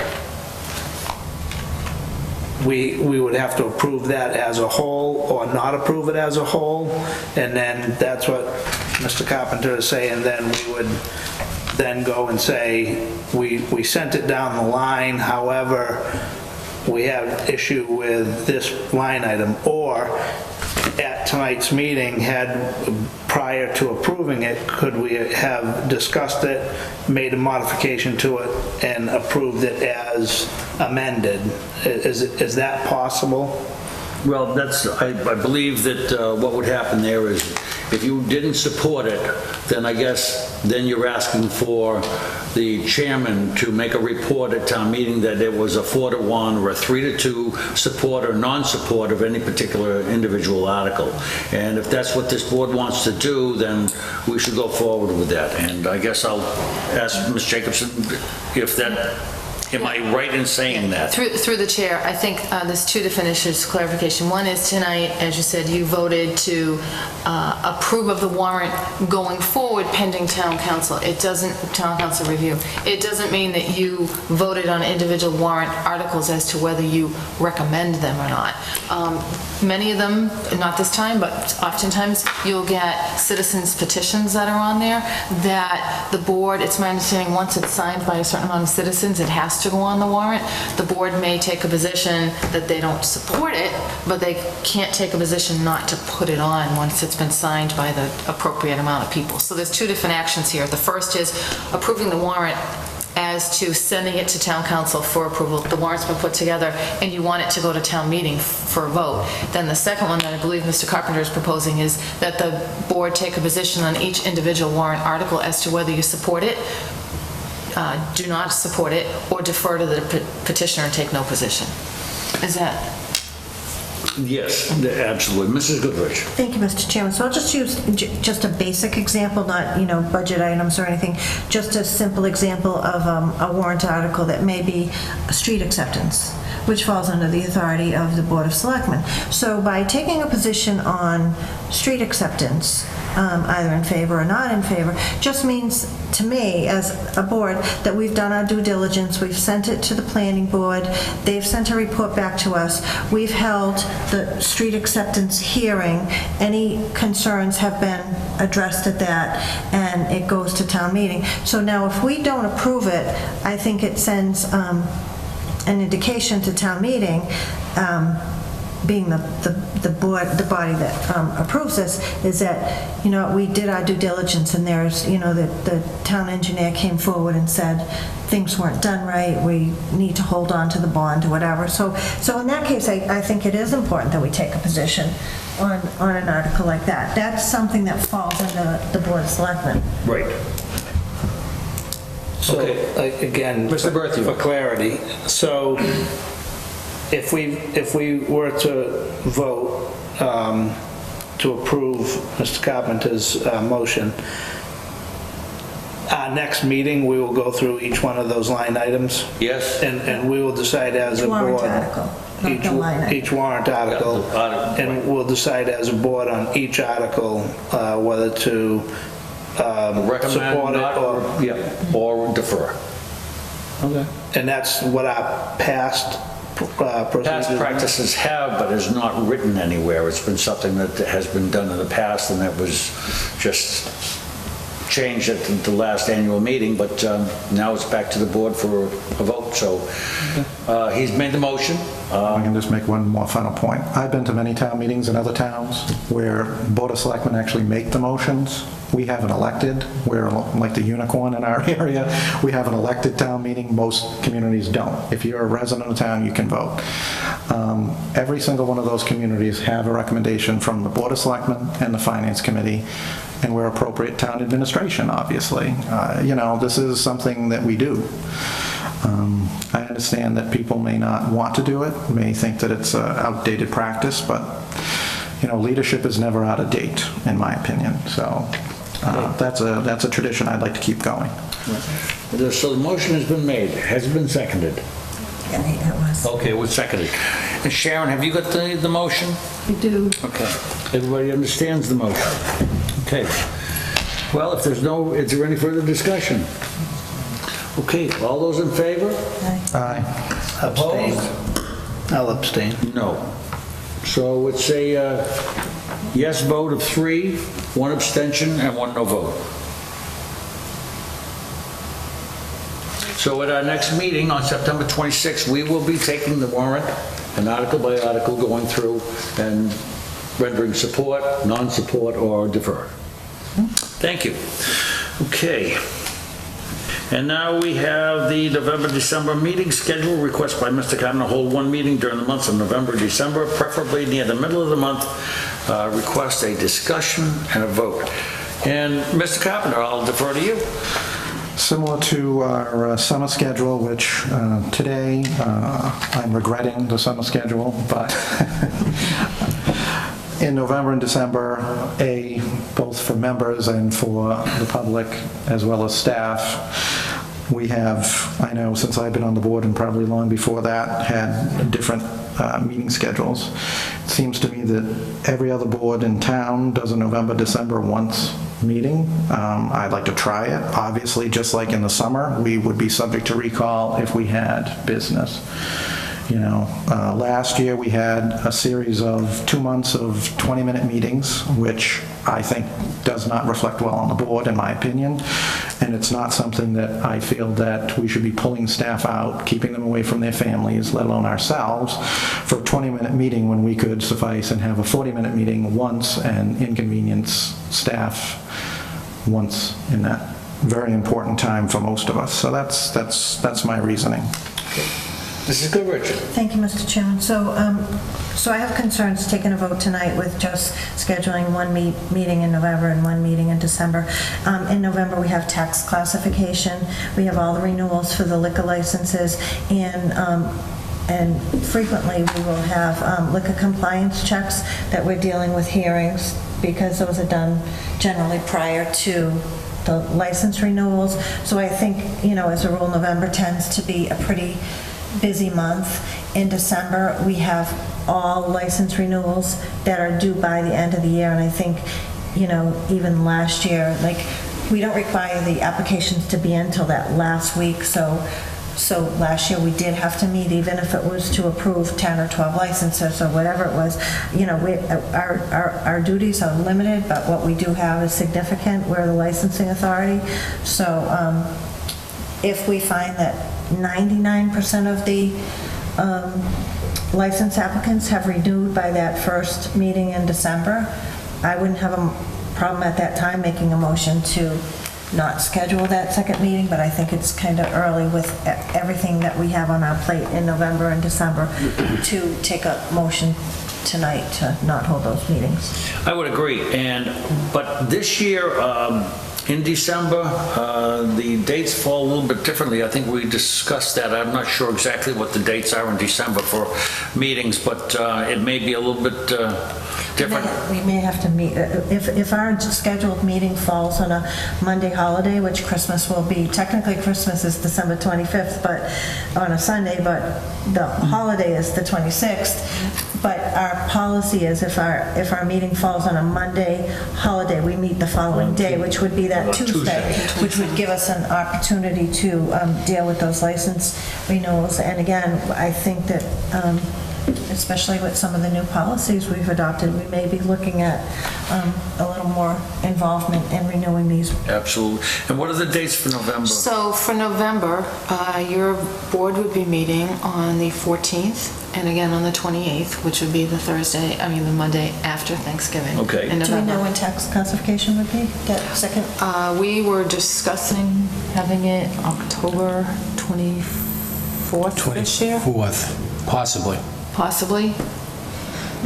The assessor's trying to, if we can, get ahead of it. Town meeting would be the prior week, so we would be able to come forth in October. Okay. So that was possibly what we're aiming for. If not, though, there are still, in November, you still have the 14th. It would have to be the 14th. It couldn't be any later than that. So Then the what about- 28th would be the one that would maybe, if you were looking at So the potentially. 14th and the 28th for November. December 12th. December 12th. Is a Monday. As Mrs. Goodrich stated, the 27th would be your date, which is the day after the legal holiday. I know in the past, boards have taken a position to pass licenses on that second meeting, and any that haven't come in yet, conditional upon them coming in and doing something, so you could look at some kind of conditional status, so people who were on vacation the week of Christmas to New Year's, wouldn't have to be here. But again, you might want to wait and make that call as we get a little closer and just see what kind of feedback we get from the Mrs. Goodrich. So I'm not opposed to reducing our meeting schedule in November and December. I just think it's a little early based on what we generally deal with and what we potentially could be dealing with in November and December. Okay, my feeling is I'd like to see our meetings in November, but in December I have no problem with an optional one meeting for that month, depending upon what the workload is that comes through. Because I don't want to put anybody on hold because of, there may be one or two items, but that one or two items is very, very important to those individuals, depending upon what it is, and I don't want to hold anything up. So I want to be sure that, for November, I would say, we hold our two meetings, but we'll leave the option open for December. And that's my feeling. No, that's fine. We're certainly, just like tonight where we had 500 items, which we could have easily had a second meeting in August and we chose not to. That is inconveniencing the public. We are subject to recall in November, December, and I thank the manager because we do, since I've been on the board, we just say, as long as there are no issues with the license, they're approved as of December 31st.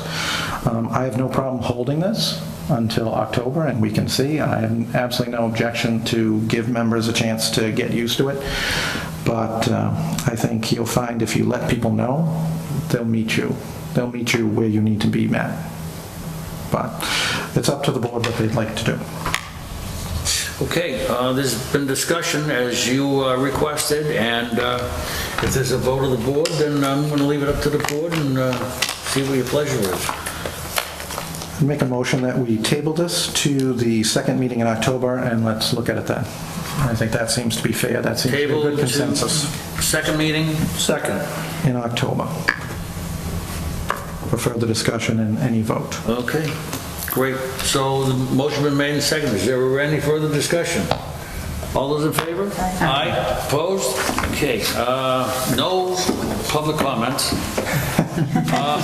Yeah, at 20 minutes past 10, but that's okay. We have minutes in front of us from June 13th, 2016. Is there any questions, comments, concerns, omissions? Another great job, Sharon. Being none, I'll accept them as presented, and then I will entertain a motion for tonight. So moved. Second.